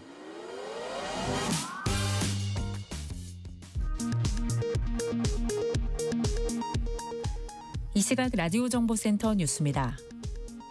12.3 불법 비상계엄 관련 내란 우두머리 혐의 1심 재판에서 윤석열 전 대통령에게 무기징역이 선고됐습니다. 재판부는 윤 전 대통령이 군을 국회에 투입해 국회를 마비시키려 한 행위는 형법상 국헌문란 목적의 내란죄가 성립한다고 판단했습니다. 김용현 전 국방부 장관과 노상원 전 정보사령관은 내란 중요 임무 종사죄가 인정돼 각각 징역 30년과 18년형을 선고받았습니다. 조지호 전 경찰청장에겐 징역 12년, 김봉식 전 서울경찰청장에겐 징역 10년, 목현태 전 국회 경비대장에겐 징역 3년이 선고됐습니다. 윤 전 대통령 측의 변호인단은 특검의 결론대로 내린 판결이라며 반발했고, 특검 측은 사실 인정과 양형 부분에 상당한 아쉬움이 있다고 밝혔습니다. 더불어민주당은 국민 법감정에 반하는 미흡한 판결이라고 비판했고, 국민의힘에선 당내 소장파 의원 등이 개별적으로 입장을 밝히고 있습니다. 이재명 대통령은 시장 지배력을 악용한 담합 행위는 국민 경제 발전을 방해하는 암적 존재라며 엄단 의지를 밝혔습니다. 또 불평등과 절망을 키우는 망국적인 부동산 공화국을 극복해야 한다고 거듭 강조했습니다. 설 연휴 뒤 첫 거래일인 오늘 코스피가 사상 처음으로 5,600선을 넘기고 전장 대비 3.09% 급등한 상태에서 장을 마쳤습니다. 지금까지 라디오 정보센터 뉴스 편유희였습니다. 뉴스의 진수를 보여주는 인터뷰. 뉴 진수. 법원이 윤석열 전 대통령 내란 혐의 1심 선고 내렸습니다. 무기징역. 자, 오늘 선고 어떻게 평가하시는지, 또 검찰 사법 관련 쟁점, 그리고 민주당 내 현안, 여러 주요 정치 현안에 대한 민주당 입장은 무엇인지 오늘은 김준혁 민주당 의원과 아주 자세하게 얘기 나눠보겠습니다. 김준혁 의원님 어서 오세요. 예, 안녕하세요. 예, 네. 초대해 주셔서 감사드립니다. 아유, 저희가 귀한 시간 내주셔서 감사드립니다. 자, 김준혁 의원님은 경기도 수원정 지역구입니다. 지금 지역에 좀 뭐 중요한 현안이 있나요? 저희 지역은 이제 수원에서 제일 핫한 이제 신도시, 광교 신도시가 이제 포함되어 신도시요? 있는 지역이거든요. 네네. 이제 메탄 1, 2, 3, 4동은 이제 구도시고 또 영통 광교는 이제 신도시고 좀 나뉘어져 있긴 하지만 가장 중요한 핵심 사안은 이제 교통의 확대. 교통이군요. 그래서 현재 이제 그 저희 지역으로 연결되는 전철이 인동선, 인덕원에서 동탄으로 내려가는 연장선, 그게 이제 지금 공사 중에 있고 또 신분당선이 저희 지역까지는 와 있긴 합니다만은 그래도 경기 남부 광역철도라고 해서 성남에서 용인, 용인에서 수원, 수원에서 이제 화성으로 내려가는 이 경기 남부 광역철도가 이런 이번에 이제 제 5차 국가철도망 안에 들어와야 하는 것이 제일 큰 이제 현안이고요. 나름 이제 조율은 많이 하고 있지만 발표는 이제 지방선거 이후에 하게 돼 있고요. 그래서 이제 그 문제하고 또 광역버스, 이제 M버스 더 확대하는 문제들 이런 어떤 교통의 문제들이 좀 많이 있고요. 또 하나가 이제 저희 지역에 소각장이 있습니다. 아, 그렇군요. 예, 사실은 이제 이 소각장 문제가 굉장히 중요한 내용인데 아무래도 이제 지역 주민들은 소각장 이전을 이제 원하고 있지 않겠습니까? 그래서 네네. 소각장 이전에 대한 이제 대안 부지를 수원시장님하고 또 수원시 공직자들하고 또 많은 또 환경단체 이런 분들하고 협의해서 네. 소각장 이전 문제를 지금 추진하고 있는 것들 이런 게 뭐 주요 현안이 되겠고 또 지역에 이제 또 재개발 재건축 문제도 여러 가지가 있는데 그런 부분들이 이제 갈등의 소지 없이 서로 간에 좀 더 이렇게 좀 이익이 될 수 있게 하는 노력들을 좀 하고 있습니다. 그래요. 아주 현안 많으실 겁니다. 교통, 그다음에 주택 문제 네. 말씀해 주셨고요. 소각장 문제까지 말씀해 주셨고. 자, 김준혁 의원님 역사학자십니다. 자, 오늘 선고 역사학자의 시각에서 어떤 의미라고 평가하세요? 저는 이제 그 우리가 역사적으로 봤을 때 국왕도 이렇게 반정을 통해서 임금의 지위를 폐위시키고 또 유배를 보내서 실질적인 사형을 시키는 역사가 있지 않았겠습니까? 반정이라고 하는 것이 올바른 것을 반대하는 것이 아니라 올바른 것으로 돌아간다라고 하는 것입니다. 돌아갈 반자를 쓰거든요. 예, 저는 오늘의 어떤 판결들이 어떤 반정의 또 다른 모습이었다. 그렇기 때문에 지도자라 하더라도 최고의 지도자라 하더라도 그것이 나라와 국민들께 잘못된 행동을 한다면 반드시 죄의 대가를 치러야 된다. 이런 역사적 당위성이 오늘의 어떤 선고를 통해서 나타났다. 그러나 아쉬운 부분은 굉장히 많이 있다. 많은 분들이 왜 무기징역이냐 또 뭐 무기징역과 관련된 그 지기현 판사의 선고 내용 중에 일단 뭐 실패했다. 그 쿠데타에 실패했다. 준비가 좀 덜 된 쿠데타였다. 그리고 고령이다. 뭐 이런 세 가지 이유가 사형을 언도해야 함에도 불구하고 무기징역으로 감형하는 이유에 대한 설명을 했는데 그 부분에 대해서 납득하기 어려운 측면이 많이 있고 또 국민들의 대다수가 그것이 올바르지 않다라고 하는 생각을 갖고 있는 경우들도 있기 때문에 좀 역사적 당위성은 존재하나 아쉬운 부분들도 함께 존재한다라고 평가를 좀 하고 싶습니다. 형량 부분은 아쉽다 하는 말씀까지 해주셨고요. 김준혁 의원님이 보시기에는 이제 선고 이후에 향후 전국이 펼쳐집니다. 특히 지방선거가 한 100일 정도 남았거든요. 네, 그렇습니다. 자, 어떻게 전망하세요? 향후 전국. 글쎄 뭐 일반적으로 그 지방선거가 어떤 대통령의 지지율과 연동돼서 이제 나타나지 않겠느냐. 실제로 4년 전 지방선거 때 민주당이 많은 패배를 했습니다. 경기도지사 선거 관련해서도 훨씬 더 많이 이길 수 있음에도 불구하고 9,000표가 안 되게 겨우겨우 이겼고요. 또 기초자치단체장 같은 경우도 국민의힘으로 많이 갔고 또 경기도의원들도 상당히 그랬고요. 서울시 같은 경우는 뭐 거의 완패했다고 해도 과언이 아니겠죠. 이런 부분들은 이제 대통령의 어떤 취임과 연동성이 있게 됐던 거죠. 그런 측면에서 이번 지방선거도 이재명 대통령 또 이재명 정부가 굉장히 그 국민들로부터 63%, 65%의 지지율을 받고 있기 때문에 그와 연계해서 지방선거가 어떤 민주당의 승리가 될 가능성이 높다. 이렇게 보고들이 있지만 그러나 그것은 이제 그렇게 보고 있는 것이고 민주당이나 혹은 뭐 많은 국민들이 더 노력을 해야만이 민주당이 선거에 승리할 수 있지 지금 뭐 조금이라도 나태하면 우리 국민들은 언제든지 철퇴를 내릴 수 있기 때문에 더 겸손하고 성실하고 우직하게 일을 해나가야 된다. 국민의힘 같은 경우도 제가 뭐 사실 새가 양날개로 날아가는 거 아니겠습니까? 국민의힘이 뭐 우리의 적도 아니고 사실은 함께 대한민국을 위해서 또 한반도의 평화를 위해서 함께 해 나가야 될 정당 아니겠습니까? 그런 측면에서 국민의힘도 선전을 좀 해야 하는데 국민의힘이 선전하는 길은 현재 장동혁 대표 체제 하에 극우적 형태를 빨리 버려야만이 국민들로부터 인정받을 수 있을 것이다. 그냥 그 정략적으로만 보자면은 국민의힘이 저렇게 극우화되는 모습을 보이고 윤 어게인을 찾고 이런 모습들이 민주당엔 유리할 수 있겠으나 민주당은 속으로 웃을 수 있지만 예, 그러나 예. 저는 대한민국 전체를 보자면은 우리는 나라와 국민이 우선이지 우리 민주당의 이익이 우선이 전 아니라고 생각하거든요. 그런 측면에서 보자면 양당이 함께 조금 더 국민을 위한 정치를 하는 방향으로 나가는 것이 지방선거가 더 잘 될 수 있는 길이 되지 않을까. 네. 그 속에서 좋은 역량 있는 그런 지도자들을 뽑아내는 것이 바로 국민을 위해서 도움이 된다고 저는 생각합니다. 네, 지금 김준혁 의원님께서 아주 중요한 말씀해 주셨는데 여당이 뭐 표를 더 많이 얻고 지방선거에서 완승을 한다고 해서 뭐 반드시 그게 국민을 위해서 좋은 거냐 이거 우리가 의문이 있을 수 있고 또 야당이라는 건 견제도 하고 그 서로 우리가 어떤 그 상점도 두 개가 있어야지 서로 경쟁해야지 그 지역 주민들이 좋은 거잖아요. 그러듯이 그런 약간 견제하면서 균형하면서 서로 아주 선의의 경쟁해 나갈 때 국민에게 더 이득이 있을 수 있다. 이런 차원이세요. 저는 이제 예. 개인적으로 예. 정치라고 하는 것에 대해서 상당히 좀 고전적으로 생각을 하는 편입니다. 네네.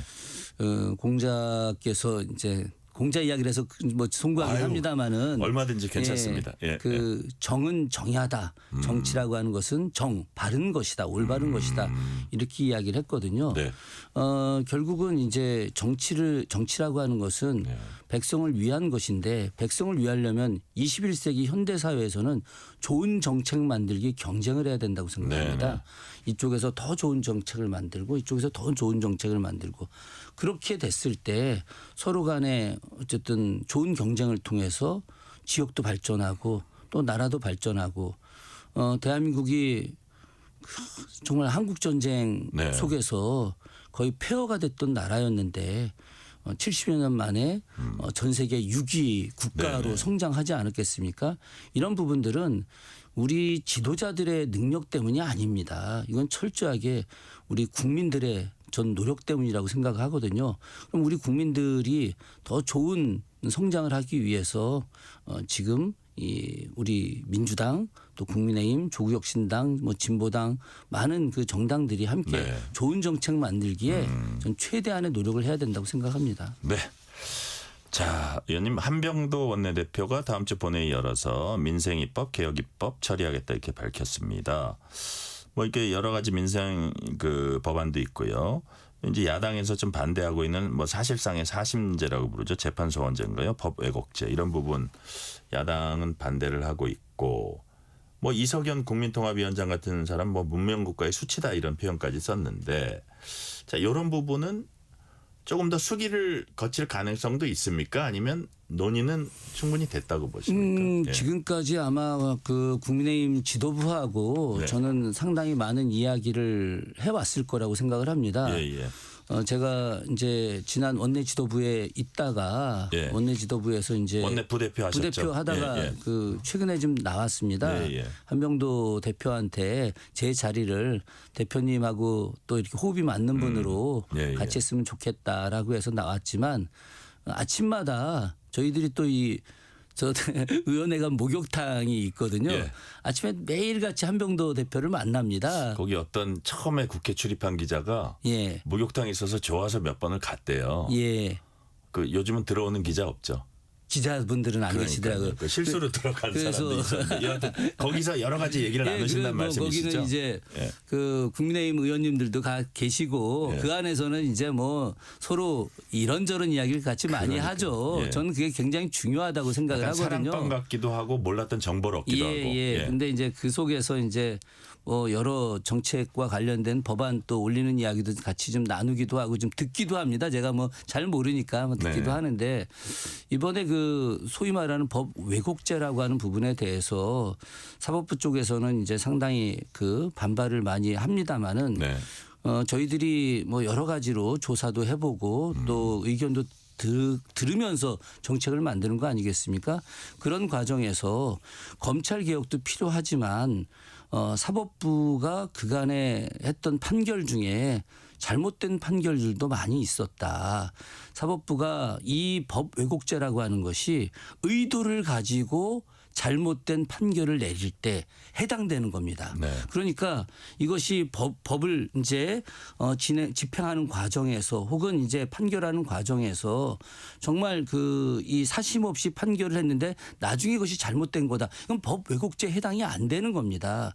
그러나 처음부터 법을 의도적으로 왜곡해서 해석하고 그 해석된 내용을 가지고 의도적 판결을 해서 그것이 정치적 탄압을 하게 되는 경우들, 정치적 탄압만이 아니라 어떤 경제적 손실을 주는 경우들, 네. 이런 부분들에 대해서 이야기하는 것이기 때문에 이 부분에 대해서 많은 국민들이 오히려 지지하고 찬성하고 있습니다.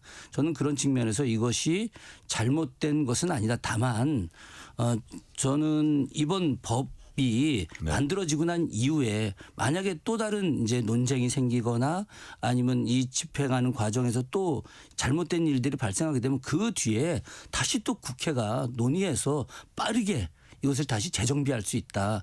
그런 측면에서 아마 다음 주에 저는 이 법이 아마 상정될 거라고 보고 있고요. 국민의힘에서는 이 법이 상정될 경우에 본회의에 올라올 경우에 이제 필리버스터를 하겠다라고 아마 말씀을 하신 것 같은데 저는 국민이 원하는 대로 아마 결정될 것이다 이렇게 생각을 합니다. 네. 김준혁 의원님이 오늘 국회에서 기자회견 열었습니다. 이른바 전당대회 돈봉투 의혹 사건 항소심에서 송영길 전 민주당 대표가 무죄 선고를 받았는데 송 전 대표가 빨리 복당을 해야 한다 이런 걸 촉구하는 내용을 담고 있었어요. 또 개인 명의 성명을 내셨는데 그게 이제 옳다고 생각해서 말씀을 하셨겠지만 개인적인 좀 인연도 있습니까? 특별한 인연? 예, 특별한 인연이 좀 있습니다. 아, 그래요? 예. 제가 사실 정치에 입문한 지가 얼마 안 된 사람이거든요. 예. 국회의원 선거 처음 나와서 처음 당선된 케이스였는데 그 전에는 제가 이제 정치적 환경 안에서 있지 않았던 사람입니다. 예. 그래서 송영길 대표님을 잘 몰랐습니다. 그런데 제가 이제 역사 공부하는 사람 입장에서 윤석열 정부의 탄생 그건 어쨌든 선거에 의해서 이루어진 것이기 때문에 그걸 받아들일 수는 있겠으나 그 이후에 김건희 씨의 어떤 전행 같은 것들 또 윤석열 정부가 잘못된 행동들 그래서 윤석열 정부에 대한 비판을 하기 위한 전국 집회를 제가 촛불행동 시민들과 함께 다녔습니다. 매달 그 집회를 한 3년 가까이 다녔어요. 그러다가 한 1년 정도를 송영길 전 대표님께서 함께 다녀주셨습니다. 아, 그런 인연이 있습니까? 예, 그래서 전국의 이제 큰 주요 도시들을 이제 다니면서 저희들이 참 돈들을 각출해가지고 차량 겨우겨우 모아가지고 이제 가서 하면 어느 날은 제가 이제 연사로 있다가 사회자가 빠지면은 제가 대신 또 사회를 보고 또 연설도 하고 그랬는데 그때마다 이제 송영길 대표님을 메인 강사로 모셔가지고 메인 연사로 모셔서 마지막에 이제 말씀을 주로 이제 하시게 됐고 그때 이제 1년 정도 같이 다니면서 인연을 맺게 됐죠. 그래서 지난 이제 감옥에 영어의 몸이 되셨을 때 제가 특별 면회를 신청해서 한 30여분간 이제 면회도 하고 그 뒤에 송영길 대표님 이제 보석 이제 신청하실 때 저한테 부탁을 하셔서 제가 일일이 찾아다니면서 90여 분의 민주당 의원들 보석 탄원서를 받아가지고 제가 전달해 드렸었죠. 아, 그렇군요. 자, 그리고요. 김준혁 의원님. 이제 내일 복당 신청을 한다고 해요. 인천시당 쪽 통해서 이제 복당 신청한다고 하고 복수의 소식통에 의하면 기자들이 그런 취재한 기자들 얘기는 본인의 지역구였던 계양을에 출마를 원하는 걸로 주변 사람들에게 좀 밝혔다 그러는데 어떻게 맞는 얘기입니까? 아니 계양을을 출마하고 싶겠죠. 그거야 사람인지라 당연히 그러지 않겠습니까? 그런데 이분은 제가 볼 때 큰 지도자입니다. 그렇기 때문에 계양을을 출마하고 싶다고 하나 그것을 자신의 결정대로 될 수 있는 것이 아니라는 것도 잘 알고 있지 않겠습니까? 그래서 이제 무죄 선고 받고 나서 여러 인터뷰를 하셨는데 제가 좀 꼼꼼히 좀 들여다봤습니다. 당 지도부의 결정에 따르겠다라고 하는 것이 원론적인 입장이시고요. 저는 제가 오늘 사실 기자회견하고 이제 백브리핑하는 과정에서 인천시당으로 이렇게 그 복당 신청서를 내는 것은 정치적 함의가 있을 것이다. 이게 단순하게 개항만을 고집하는 것이 아니라 제가 판단할 때는 이제 박찬대 전 원내대표께서 그 만약에 인천시장 후보가 되신다면 연수갑도 보궐선거를 해야 되는데 아마 이런 전체적인 걸 보면서 이야기가 될 거고 더 원론적인 것은 저는 이제 당 지도부가 그간 검찰 개혁을 주장하고 또 검찰에 의해서 희생되었던 그러면서 스스로 무죄를 증명해냈던 송영길 전 대표에 대해서 저는 배려를 할 것이다. 이런 정도로 말씀드리고 싶습니다. 그래요. 그래서 그게 이제 무슨 말씀이냐 제가 조금 해석을 해보면 좀 이재명 대통령이 대선 낙선 후에 좀 어려울 때 사실은 본인이 굳건히 다진 어떤 그 지역구를 뭐 내줬다고 표현을 해야 되나요? 어쨌든 그 숨통을 틔워줬다고 볼 수 있고 어떻게 보면 그 이후에 이제 대통령까지 오르셨으니까 우리가 약간 감정적인 측면에서 보면 그 대통령의 이 김남준 대변인이 지금 뛰라 그래도 이게 약간 여권에서 고민되는 부분이 있겠구나 이런 생각이 들거든요. 근데 저는 이제 그렇게 생각을 합니다. 그 제가 이재명 대통령님과 또 인연을 맺어오면서 옆에서 이렇게 좀 지켜봤잖아요. 근데 이분이 이제 그 되게 차가워 보이는 분 같아도 이 사람에 대한 연민이 되게 큰 분입니다. 그리고 자기하고 한번 인연 맺은 사람에 대한 의리를 굉장히 중요시 여기는 분이더라고요. 그런 측면에서 보자면은 아마도 이제 그 송영길 대표에 대한 배려를 이제 하고 싶은 마음이 있을 수 있겠으나 그러나 그것 자체도 당무 개입이 될 수 있는 부분들이 있거든요.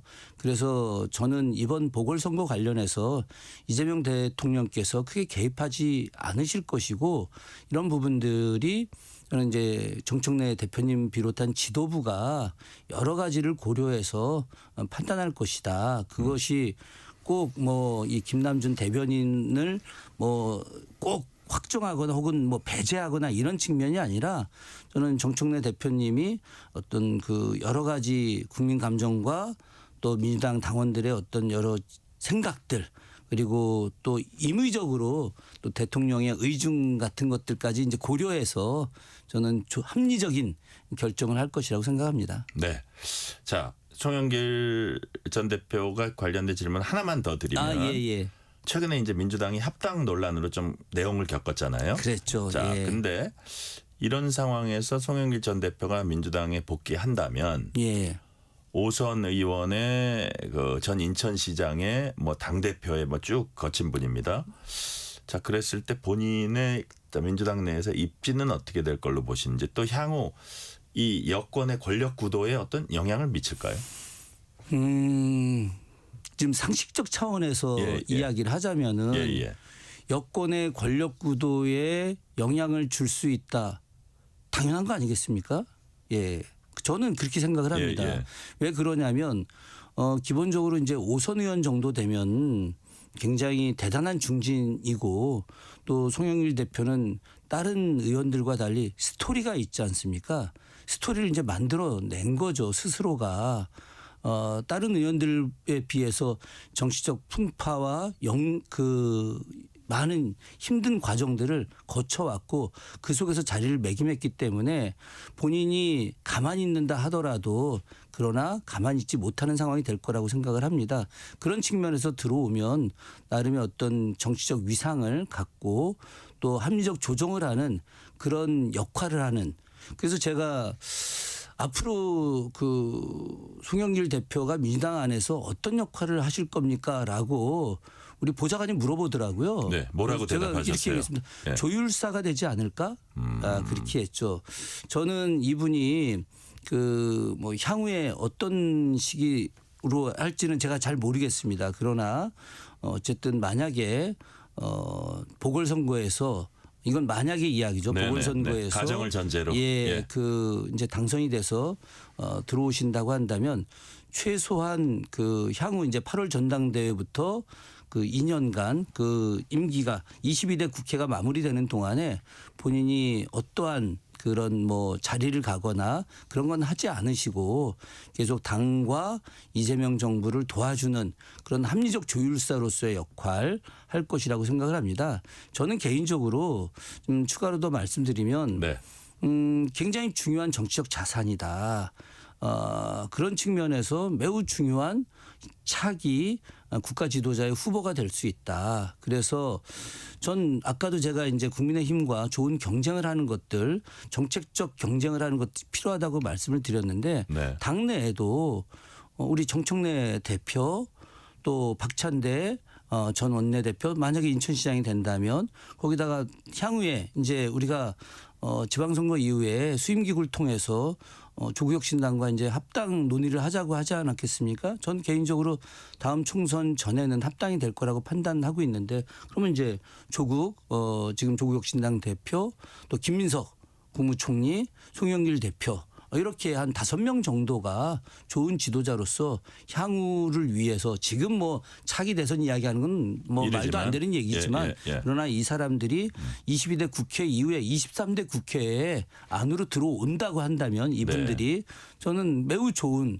선의의 경쟁을 통해서 향후 대한민국을 이끌어가는 좋은 자원이 될 것이다. 그런 측면에서 송영길 대표도 매우 중요한 정치적 자산이 될 분이다라고 말씀드릴 수 있습니다. 네. 합당 갈등 이제 봉합이 됐는데 그 과정에서 뭐 이런 표현도 쓰더라고요. 누가 적과 동지가 확실히 구분됐다. 뭐 이런 표현도 쓰고 아마 동의하지 않으시겠죠. 뭐 친 이재명계, 친 정청래계 간의 이게 아주 명확히 부각됐다. 그랬더니 대부분의 또 민주당 분들은 친 이재명계 아닌 사람이 어딨냐 이런 말씀도 하시고요. 자, 그 87명 참가한 이 대통령 공소 취소 모임 이것도 공교롭게도 의원님도 아마 참석하신 걸로 알고 있는데 이것도 공교롭게 좀 반정청래 친 이재명 분들이 많다. 이거는 좀 억측입니까? 어떻습니까? 그거는 좀 억측인 것 같고 그래요? 네. 그 반청 모임이다라고 하는 프레임이 이제 보수 언론이 짰다고 저는 생각합니다. 그 명단 안에 보시면은요. 우리가 소위 말해서 정청래 대표님을 대표로 만드는데 1등 공신들이 상당히 들어와 있습니다. 그 87명 안에? 그럼요. 그러니까 그 명단을 잘 안 보셔서 그러시는 거예요. 그러니까 그 명단을 보게 되면 그 정청래 대표님을 만드는 1등 공신들이 상당히 많이 들어와 있어요. 거기다가 좀 뭐 이렇게 얘기하면 뭐하지만 공동대표 맡고 있는 윤건영 의원 같은 경우는 뭐 이렇게 이재명 대표나 혹은 뭐 정청래 대표나 그렇게 막 이렇게 살가운 사이들이 아닙니다. 이재명 대통령이나 정청래 대표나. 그렇죠. 그 윤건영 제3지대에 계신 분이에요. 뭐 한편으로 그렇게 굳이 얘기하자면. 당원들이 평가하죠. 이분 같은 경우는 문재인 대통령 때 국정상황실장 하면서 또 문재인 정부의 성공을 위해서 역할을 크게 했고 지금도 정책 이걸로 이제 소문난 분 아니겠습니까? 근데 왜 그러면 이렇게 이 공소 취하 모임이 나오게 됐느냐? 이거는 사실은 사법부의 잘못 때문입니다. 서울 고등법원장이 지난번에 분명히 이야기하지 않았습니까? 언제든지 대통령 재판 재개할 수 있다. 이 내용과 이번에 그 법원 행정처장 새로 이제 바뀌지 않았습니까? 누구였더라? 제가 이름이 갑자기 기억이 안 나는데. 네, 박영재. 이분이 했던 여러 이야기들이 저는 대통령 지지율이 만약에 50% 미만으로 나간다고 한다면 과거 내란 세력과 연계되어 있던 그 기득권 세력들이 이재명 대통령을 힘들게 하기 위해서 물론 그렇게 하긴 쉽지는 않지만은 극단의 어떤 조치로서 다시 재판을 재개할 수 있다. 그렇게 되면 이건 국가가 대혼란에 빠지는 겁니다.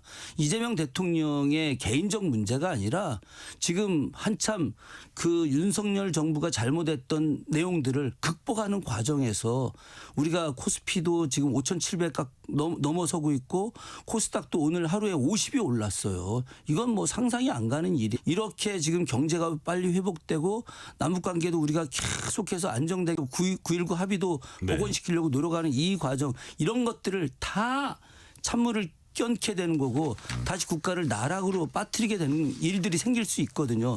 그런 측면에서 국가를 최소한 안정되게 가게 하기 위한 그런 조치로서 이 87명이 모인 것이지 정확히 말하면 88명입니다. 네. 이재관 의원이 기자회견 때 왔거든요. 서명은 못했는데 이재관 의원까지 왔으니까 88명인데 이 88명이 그런 충정심에 의해서 한 것이고 그때 그 이 내용을 잘 의원방에 올라와서 이제 저도 하겠습니다 이렇게 올라온 건데 그걸 제대로 못 본 분들이 못 하신 것이지 무슨 반청 친청 이런 내용은 전혀 아니다. 전혀 아니다. 예. 자, 시간이 다 되긴 했는데 짤막하게 질문 하나 드릴게요. 이제 합당 때문에 조금 당이 시끄러웠었는데 이제 지방선거 이후에 뭐 어느 시점이든 당대표 선거 전에 할 수 있을지 모르겠지만 여튼 다시 어떤 조국 혁신당과 뭐 합당 추진할 수도 있을 것 같은데 그런 부분은 어떻게 전망을 하시는지. 민주당 국회의원들의 거의 대다수는 합당 찬성파들입니다. 그래요? 제가 지난번에 이제 초선 의원들 전체 모임할 때 보니까 딱 두 분만 그 다당주의자셨고요. 나머지 분들은 다 합당 찬성인데 이제 지방선거 이후에 했으면 좋겠다라고 하는 이제 원론적인 말씀들을 하셨는데 저는 그게 정답이라고 생각합니다. 그런 측면에서 지방선거 이후에 합당 논의를 이제 진행하는 과정들 저는 큰 무리 없이 될 것이고 또 일부 당원분들 중엔 뭐 또 이거는 조국 그 대표에 대해서 뭐 이렇게 그 사면하는 과정에서 이재명 대통령한테 진심으로 뭐 고마워하지 않는다는 모습을 보인다 이렇게 말씀하시는 분들도 계시는데 그런 부분들도 저는 큰 틀에서 어쨌든 합당하는 과정 속에서 용광로처럼 녹여지고 다시 강한 그런 민주당 또 조국혁신당 합당의 어떤 모습들로 나타나는데 이의제기하지 않을 것이라고 생각합니다. 네. 시간 관계상 오늘 말씀 여기까지 듣겠습니다. 지금까지 김준혁 민주당 의원이었습니다. 오늘 말씀 감사합니다. 고맙습니다. 편지 왔습니다. 퇴근길 지친 당신에게 힘이 되는 뉴스를 전해드립니다. 매일 저녁 당신과 함께 읽는 세상 이야기 KBS 1라디오 뉴스레터 K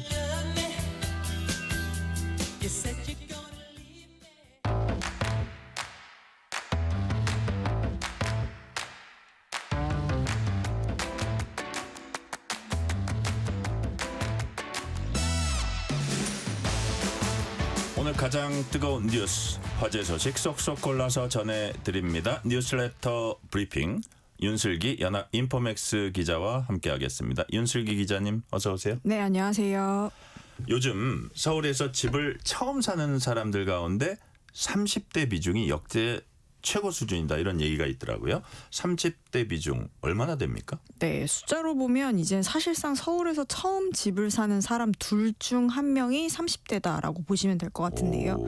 이게 지난해 서울에서 생애 최초 아파트나 오피스텔 같은 집합 건물을 산 사람이 6만 1,000명이었는데 이 중에 30대가 3만 482명으로 거의 50%에 육박했습니다. 이 비중이 관련 통계가 공개된 2010년 이후 가장 높은 수준이었는데 더 주목할 부분은 사실 최근 흐름인데요. 금리 인상과 집값 하락이 겹쳤던 2022년에는 30대 비중이 36.7%까지 떨어졌지만 이후 집값 상승과 함께 2023년, 2024년, 지난해까지 3년 연속으로 증가하고 있습니다. 네. 금리도 높고 집값도 비쌉니다. 근데 왜 유독 30대가 이렇게 적극적으로 집을 사는 걸까요? 네, 대출 구조하고 심리 그리고 정책 금융의 영향이 좀 동시에 작용했다라는 것으로 지목이 되고 있는데요. 대출 규제 측면인데 지난해 사실 627 대책, 1015 대책으로 일반 주택담보대출 규제가 크게 강화되면서 네. 기존 투자 목적 매수는 많이 줄었잖아요. 대신 상대적으로 좀 규제가 덜한 신혼부부 대출이나 신생아 특례, 디딤돌 대출 같은 정책 자금 이용자 중심으로 시장이 움직인 겁니다.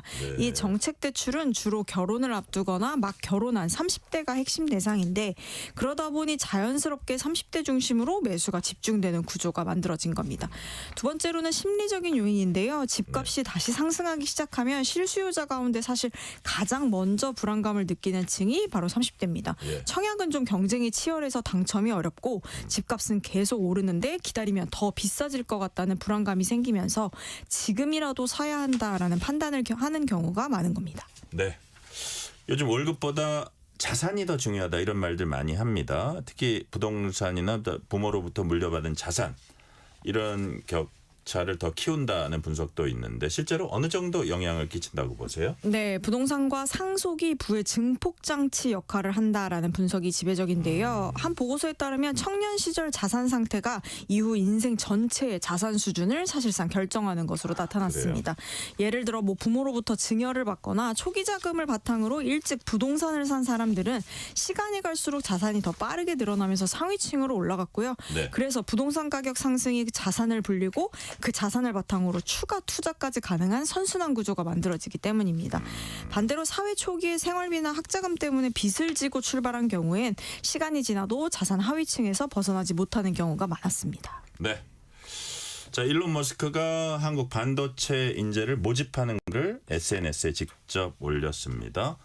이게 단순한 채용 공고를 넘어서서 상당히 상징적 의미가 있다 이렇게 볼 수 있어요? 네, 이번 일이 이제 단순한 채용 공고라기보다는 AI 반도체 전쟁에서 한국 인재를 반드시 확보하겠다라는 공개 선언 아니겠냐라는 반응도 있고요. 네. 머스크는 오늘 자신의 SNS에 테슬라 코리아 채용 공고를 공유하면서 태극기 이모티콘을 무려 16개나 올렸고요. 네. 우리나라에 거주하는 사람들에게 직접 지원하라고 공개적으로 요청했습니다. 글로벌 빅테크 CEO가 특정 국가를 콕 집어서 이런 식으로 인재 모집을 홍보하는 게 사실 매우 이례적인 일이긴 한데요. 네. 테슬라는 지금 자율주행 자동차와 휴머노이드 로봇에 들어가는 AI 칩을 자체 설계하고 있는데 앞으로 세계 최대 생산 규모의 AI 칩 아키텍처 개발을 목표로 하고 있습니다. 그러니까 AI 시대의 핵심이 소프트웨어뿐만 아니라 그 AI를 실제로 작동시키는 반도체 설계 능력인 건데 그 핵심 인력을 우리나라에서 확보하겠다라는 의지를 공개적으로 드러낸 겁니다. 일론 머스크가 이제 자신이 직접 올리는 게 좀 특이한 사람이다 이런 면도 있긴 있지만 여하튼 미국 빅테크들이 이렇게까지 한국 반도체 인재 확보하려는 배경이 있을 것 같아요. 네, 우리나라가 AI 공급망에서 가장 중요한 기술과 인력을 동시에 갖고 있는 나라 중 하나이기 때문인데요. 우리나라는 메모리 반도체 시장 점유율이 70% 이상으로 사실상 글로벌 시장을 지배하고 있습니다. 그리고 삼성전자와 SK하이닉스는 AI 반도체 핵심 부품인 HBM, 여기에 삼성전자는 설계와 생산까지 모두 가능한 종합 반도체 회사고 우리나라의 엔지니어들은 메모리뿐만 아니라 칩 설계와 생산 공정까지 폭넓은 경험을 갖추고 있기 때문인데요. 테슬라 입장에선 AI 칩을 직접 설계하고 생산해야 되는데 이런 능력을 갖춘 인재가 풍부한 나라가 바로 우리나라인 겁니다. 네. 자, 그리고 이제 채용 시장에서 가장 적극적으로 지금 사람을 뽑는 업종 전자, 반도체. 근데 그 반도체 업종 호황과 아무래도 이게 물려있다 이렇게 분석을 할 수 있는 겁니까? 네, 맞습니다. 지금 반도체 산업이 단순한 호황을 넘어서 AI 시대 필수 인프라 산업으로 좀 급격히 재편되고 있기 때문인데요. 네. 조사에 따르면 올해 전자, 반도체 업종의 채용 확정률은 84.4%로 이게 작년보다 24% 가까이 급증했습니다. 이게 조사 대상 업종 가운데 가장 높은 수준인데요. 이게 단순히 경기가 좋아서 사람을 더 뽑는 차원이 아니라 AI와 데이터 센터, 자율주행, 로봇 같은 새로운 산업이 좀 폭발적으로 성장하면서 반도체 수요 자체가 구조적으로 증가하고 있기 때문입니다. 여기에 반도체 업계가 슈퍼사이클, 그러니까 장기 호황 국면에 진입했다는 기대가 커지고 있다는 점도 영향을 미친 것으로 보입니다. 네, 요즘 자치단체들이 대상포진 백신 접종 지원을 늘리고 있습니다. 근데 정작 면역이 약한 고령층은 지원받지 못하는 경우가 종종 있다고 합니다. 이유가 뭐예요? 네, 현재 많은 지자체들이 지원하는 백신이 바로 생백신 중심으로 설계되어 있기 때문인데요. 이 생백신이라는 게 약화된 바이러스를 활용한 백신인데 네. 이게 건강한 사람에게는 효과적이지만 면역력이 떨어진 사람에게는 오히려 위험할 수 있어서 접종이 제한됩니다. 문제는 대상포진 위험이 가장 높은 집단이 바로 이런 면역 저하 고령층이라는 점인데요. 뭐 예를 들어서 신장 투석을 받는 70세 의료급여 수급자가 대상포진 예방접종을 받으려고 보건소를 갔지만 면역 저하자라는 이유로 접종 대상에서 제외된 사례가 실제로 발생하기도 했습니다. 같은 고령자고 같은 취약계층인데도 건강 상태에 따라 지원 대상에서 빠지는 겁니다. 현재 전국 172개 지자체가 대상포진 백신 지원 사업을 하고 있지만 네. 면역 저하자도 맞을 수 있는 유전자재 조합 백신을 지원하는 곳은 9곳 이하에 불과한데요. 그러니까 제도는 있지만 정작 가장 위험한 사람들이 보호를 받지 못하는 구조적인 사각지대가 생긴 상황이다라고 볼 수 있겠습니다. 네, 우리나라 국제정치학자들이 우리나라 시민 전체를 노벨 평화상 후보로 추천했습니다. 어떤 의미입니까? 네, 이번 추천은 특정 개인이나 단체가 아니라 우리나라 시민 전체, 시민 집단 자체가 노벨 평화상 후보로 이름을 올렸다는 점에서 매우 이례적인데요. 세계 정치학회 전현직 회장 등 국제 정치학자들이 지난달 노르웨이 노벨위원회에 공식적으로 추천서를 제출한 겁니다. 이들은 작년 발생한 비상계엄 사태를 시민들이 비폭력적인 방식으로 극복한 과정을 높이 평가했고요.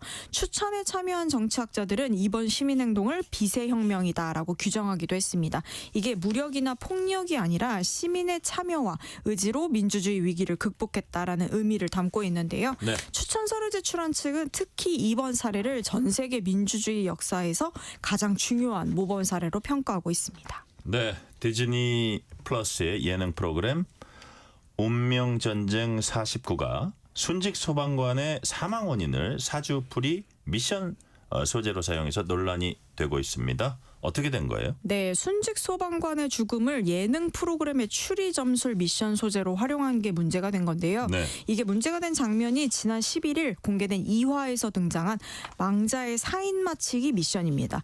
제작진은 한 망자의 사진과 생년월일, 사망 시점 등의 정보를 제시했고요.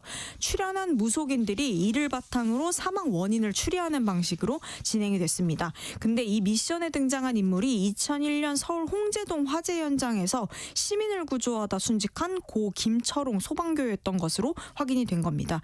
일부 출연진이 사주풀이를 근거로 화재, 붕괴, 압사 가능성 등을 언급했고요. 네. 출연자들이 일을 마치는 과정이 방송이 되면서 시청자들 사이에서 순직자들의 죽음을 오락 소재로 소비한 거 아니냐라는 비판이 제기된 겁니다. 네, 오늘 얘기 여기까지 듣겠습니다. 지금까지 연합인포맥스 윤슬기 기자였습니다. 오늘 말씀 감사합니다. 고맙습니다.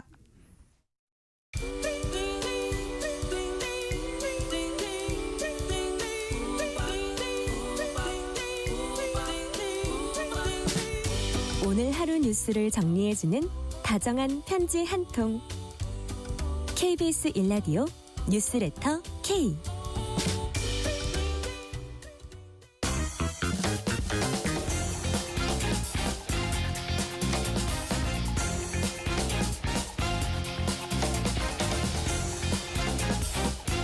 한 주의 스포츠 소식 전해드립니다. 스포츠는 완수. 이번 주 스포츠 뉴스 KBS 김한수 기자와 완수해보겠습니다. 김한수 기자 어서 오세요. 네, 안녕하세요. 밀라노 코르티나 동계올림픽 쇼트트랙 여자 대표팀이 8년 만에 정상을 탈환했습니다. 그야말로 금맥을 텄다 이런 표현들을 쓰던데 와, 두 바퀴 남기고 김길리 네. 와, 스포트 정말 짜릿했죠. 그렇죠. 사실 각본 없는 드라마 그만한 게 없었죠. 그러니까 네. 스노보드에서 설상에서 이런 많은 스토리를 남겼는데 빙상 쇼트트랙도 역시 효자 종목답게 그 스토리를 쏟아내고 있습니다. 네. 뭐 사실 결정적인 위기에서 뭐 최민정이 잘 버텼고 그러니까, 심석희가 안 쓰러지고. 잘 따라갔고 네. 그다음에 뭐 김길리가 역전을 시켰고 뭐 위기 관리, 팀워크란 이런 거라는 걸 확실하게 보여줬는데 결국 뭐 서로의 믿음 위에서 자기 역할을 다하는 게 승리의 공식이다. 이걸 다시 한번 확인시켜줬습니다. 경기를 잠깐 이렇게 돌아가서 보면 초반 시작하자마자 우리가 선두로 치고 나가서 1, 2위 이렇게 버티고 있었어요. 근데 16바퀴를 남기고 2위로 달리고 있는 네덜란드 선수가 넘어지는데 그 순간에 최민정 선수와 약간의 충돌이 있었는데 그걸 버텨냈습니다. 그 노련함. 네. 근데 그걸 버텨내다 보니까 속도가 죽었을 거 아니에요. 그러다 보니까 이 빠른 경기에서 간격이 많이 벌어졌는데 한 바퀴 한 바퀴 지날 때마다 우리 선수들이 이걸 다 따라잡았고요. 그러면 4바퀴 남으면서 심석희 선수가 최민정 선수를 딱 밀어줬는데 2위로 탁 올라가고 그 최민정 선수가 김길리 선수를 밀는 순간에 김길리 선수가 파고들어서 1위로 나섰고 그 2바퀴를 정말 람보르길리 같이 달려서 우승을 딱 해버렸어요. 그러니까 이거 뭐 보면서도 저렇게 스토리를 쓸 수 없을 것 같은데 이런 느낌 받았었는데 아무튼 쇼트랙에서 첫 금메달이고요. 대표팀에서는 우리 대표팀엔 2번째 금메달입니다. 그리고 이제 뭐 1994년 릴리안 메르 대회 때부터 9번의 대회가 있었는데 7번을 우리 대표팀이 우승을 했습니다. 네, 최민정 선수는 역대 4번째 금메달을 차지하면서 전희경 선수와 함께 역대 가장 많은 금메달의 보유자가 됐고요. 근데 이 경기를 보면서 사실 김길리라는 새로운 스타가 출연하는 것 못지않게 심석희라고 하는 그 아주 큰 보석을 다시 한번 재발견하지 않았나 싶어요. 사실 뭐 개주에서는 3번이나 우승한 선수인데 전 코치와의 갈등 상황에서 뭐 좋지 않은 일들이 많이 밖으로 이제 튕겨 나왔잖아요. 뭐 고의로 충돌을 했었다. 또 쇼트랙 이런 파벌이 있었다 이런 것들이 있었는데 그 마음고생을 굉장히 심하게 했었기 때문에 대표팀에 합류해서도 어떻게 보면 외로운 섬 같지 않았나 하는 느낌을 받았어요. 그런데 이번 대회 가서 다른 선수라고 잘 어울리면서 결국은 금메달을 만들어냈거든요. 개인적으로는 사실 소치 올림픽 때 이 선수가 금은동 메달을 따는 걸 현장에서 직접 본 적이 있어요. 그때 현지 취재 가셨군요. 네, 그래서 정말 대단한 선수가 나왔는데 그랬는데 약간 이제 그런 불미스러운 일을 겪으면서 이런 고난을 잘 이겨냈는데 뭐 이렇게 되고 한다면 이런 고난을 다 이겨낸 선수들이 한번 뭉쳤잖아요. 이건 모르겠는데요. 얼마나 더 갈지. 그러니까요. 심석희 선수의 스토리, 그다음에 최민정, 대민정, 김길리, 람보르 길리. 와, 대단해요. 다음 어디까지 갈지 이제 지켜보고요. 여자 컬링 대표팀 5G. 강호 스웨덴 물리쳤습니다. 4강 진출 가능하죠? 네, 지금으로서 가능성이 높아졌죠. 8번째 경기에서 강호, 그러니까 선두 스웨덴을 7엔드 끝에 8대3. 한마디로 기권승으로 이긴 거거든요. 그러니까 자신감 이제 막 부풀어 오를 때가 됐는데 현재 5승 3패입니다. 미국하고 캐나다 하고 이제 3위 동률이거든요. 뭐 1위인 이제 스웨덴하고 스위스가 이미 가 있어요, 4강에. 그러면 남은 자리는 2자리. 그러니까 우리는 이제 오늘 캐나다하고 경기를 치르게 되고요.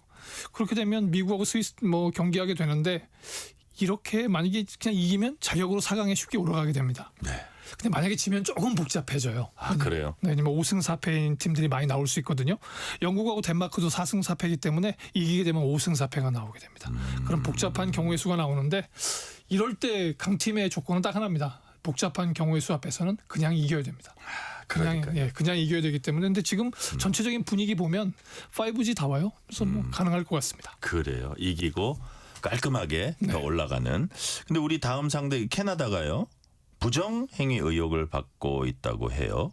자, 이게 변수가 될 수 있는지 어떤 행위로 부정 행위 의혹을 받고 있는 겁니까? 이미 더블 터치라고 하는 반칙인데요. 스톤을 그 호그라인을 벗어나게 되면 다시 손을 대면 안 됩니다. 그러니까 손을 뗐다가 다시 되는 반칙인데 사실 이번 대회에서 캐나다 남녀팀이 모두 이런 지적을 받고 있어요. 그래요? 그래서 뭐 흔히 축구가 아닌 컬링에서 갑자기 신의 손 논란이 일었다 이런 얘기가 나오고 있는데 더블 터치는 분명히 규정상 반칙입니다. 그런데 컬링에는 비디오 판독이 없어요. 그렇군요. 네, 그러다 보니까 보통 반칙을 하게 되면 선수들의 양심 고백에 따라서 결정되기 때문에 뭐 매너의 스포츠 또 신사숙녀의 스포츠 이런 평가를 받아왔거든요. 그런데 이번에 캐나다가 여자팀은 스위스의 경기에서 남자팀 같은 경우는 스웨덴 하면서 서로 막 욕설까지 오가는 사태가 빚어졌어요. 반칙을 했네 안 했네. 그러다 보니까 이제 좀 복잡한 상황이고 이런 상황에 있는 팀하고 우리가 붙게 되니까 아무래도 심리적으로도 조금 솔직히 반칙하는 거 아니야? 이런 느낌을 가질 수 있거든요. 그러네요. 그러니까 정정당당해서 이겨버리면 되는데 그래서 캐나다는 대체 어떻게 생각하고 있나? 근데 그 캐나다 그 CBC 해설위원은 명쾌하게 얘기를 하더라고요. 여자 선수는 늦게 보내서 분명히 반칙이다. 그리고 그리고 남자 이제 케넷 선수 같은 경우에는 뭐 욕설 오가고 했는데 의도적으로 밀은 것 같지는 않지만 이 선수가 그 스톤을 밀 때 약간 나쁜 습관을 갖고 있다. 그래요. 네, 그런데 뭐 전체적으로 속도나 이런 데 영향을 주지 않았기 때문에 그 나쁜 습관 때문에 분명히 반칙으로 지적받을 수 있는 개연성이 있다. 뭐 나름 역시 스포츠가 공정하다는 것을 보여주고 있네요. 네. 자, 여자 피겨 이혜인이 쇼트 프로그램에서 시즌 최고점 받았습니다. 프리 프로그램도 기대할 만합니까? 네, 사실 변수가 많기 때문에 그래요. 그래요. 네, 그래서 사실 이혜인 선수가 콤비네이션 점프를 시작할 때 완벽했어요. 그러다 보니까 괜찮은데 근데 마지막 후반부에 심사위원 앞에 가서 마지막 클로징을 장식하는 모습이 너무 강렬해서 이 선수 도발하는 느낌도 있는데 근데 심판들을 사로잡은 것 같습니다. 70.07점을 받았어요. 첫 올림픽 무대에서 자신의 시즌 최고점을 뽑아냈거든요. 그렇다면 자신감은 어느 정도 차 있다고 봐야 될 것 같아요. 현재 순위를 보면 9위입니다. 그러니까 1위인 나카이 선수가 78.71이니까 약 8점 정도 차이 나고요. 메달권인 3위의 그 미국의 알리샤 리우 선수가 76.59점이기 때문에 한 6.5점 정도 차이가 나요. 만약에 빙질이 좋고 환경이 정말 완벽했다면 이건 사실 뒤집기 쉽지 않다 이렇게 말씀을 드리는데 남자 경기를 보시면 그 쇼트 프로그램에서 1위를 달리던 미국의 말린 선수가 8위까지 추락을 하잖아요. 그래요. 네, 그래서 빙질이라는 변수가 있기 때문에 만약에 지금 70점대인 선수가 4위부터 9위까지거든요. 바로 이제 이혜인 선수까지가 70점대를 갖고 있는데 점수가 딱딱 붙어 있어요. 네, 붙어 있습니다. 그러다 보니까 만약에 프리스케이팅에서 클린 연기를 펼쳐주고 실수를 하지 않는다고 한다면 순위는 얼마든지 뒤바뀔 수가 있고요. 근데 이왕 뭐 뒤바뀔 거면 좀 많이 뒤바뀌었으면 하는 바람이 있죠.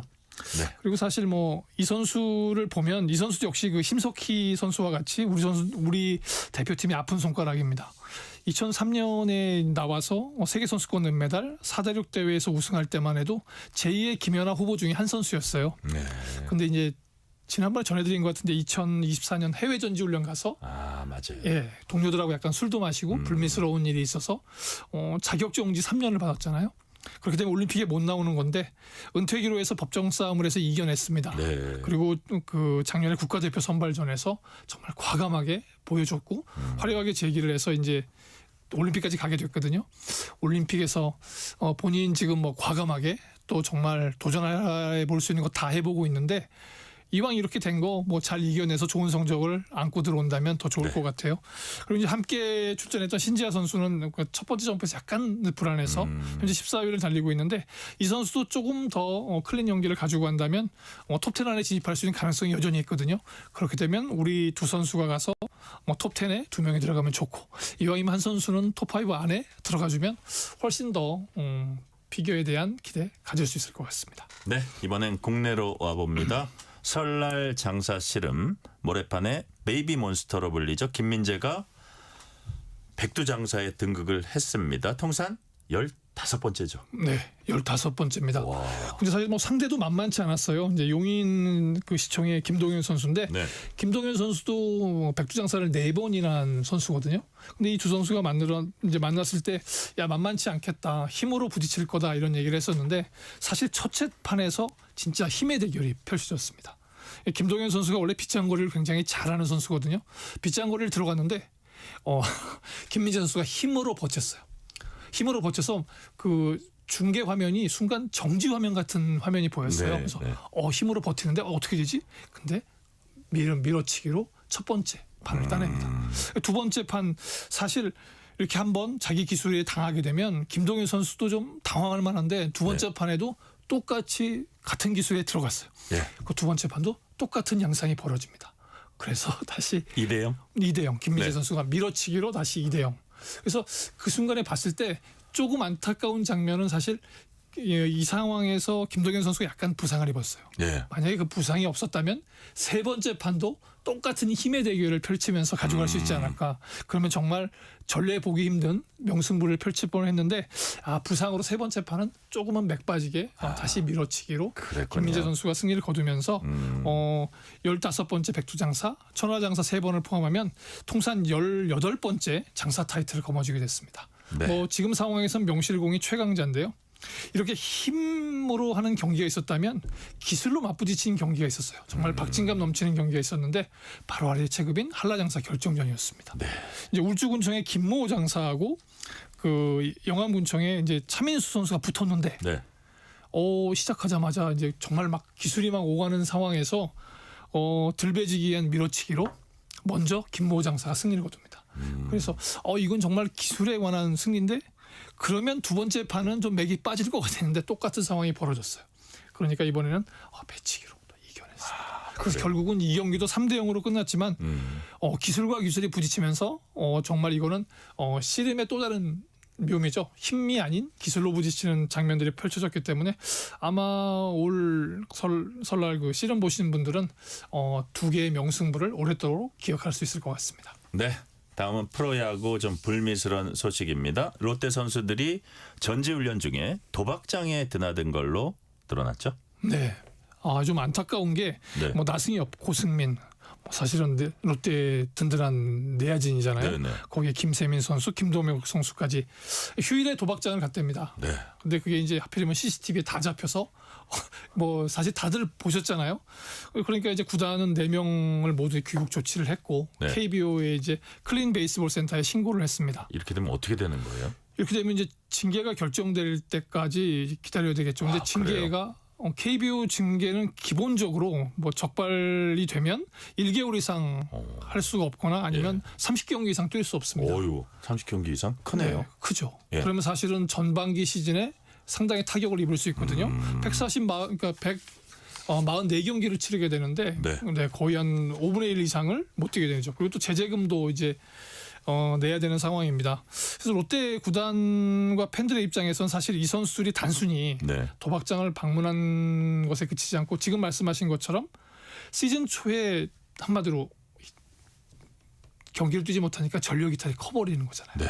롯데는 사실 어떤 선수를 영입하기보다는 지금 이렇게 롯데 프랜차이즈로 커온 선수들을 이번에 대거 육성해서 한번 승부수를 보려고 했는데 첫 상황부터 이렇게 좋지 않은 상황에 이제 모이게 된 거죠. 뭐 전체적으로 내야의 세대 교체 또 외야의 공백도 있겠지만 또 이 선수들이 또 타격이 좀 괜찮았거든요. 그러니까 이제 롯데 공격력이 약해지는 게 불가피해져 보입니다. 자, 짧게 여쭤볼게요. 손흥민이 시즌 첫 공식 경기에서 공격 포인트 4개를 기록했어요. 한 골 넣고 어시스트를 헤트트릭을 했습니다. 그렇군요. 북중미 챔피언컵이라고 하면 우리로 치면 이제 아시아 챔피언스컵 같은 건데요. 상대가 좀 약하긴 했어요. 온드라스의 그러니까 레알 에스파뇰이라는 팀이요 경기를 했는데 PK 한 골을 포함해서 도움 3개 그리고 팀의 6대1 승리를 이끌었는데요.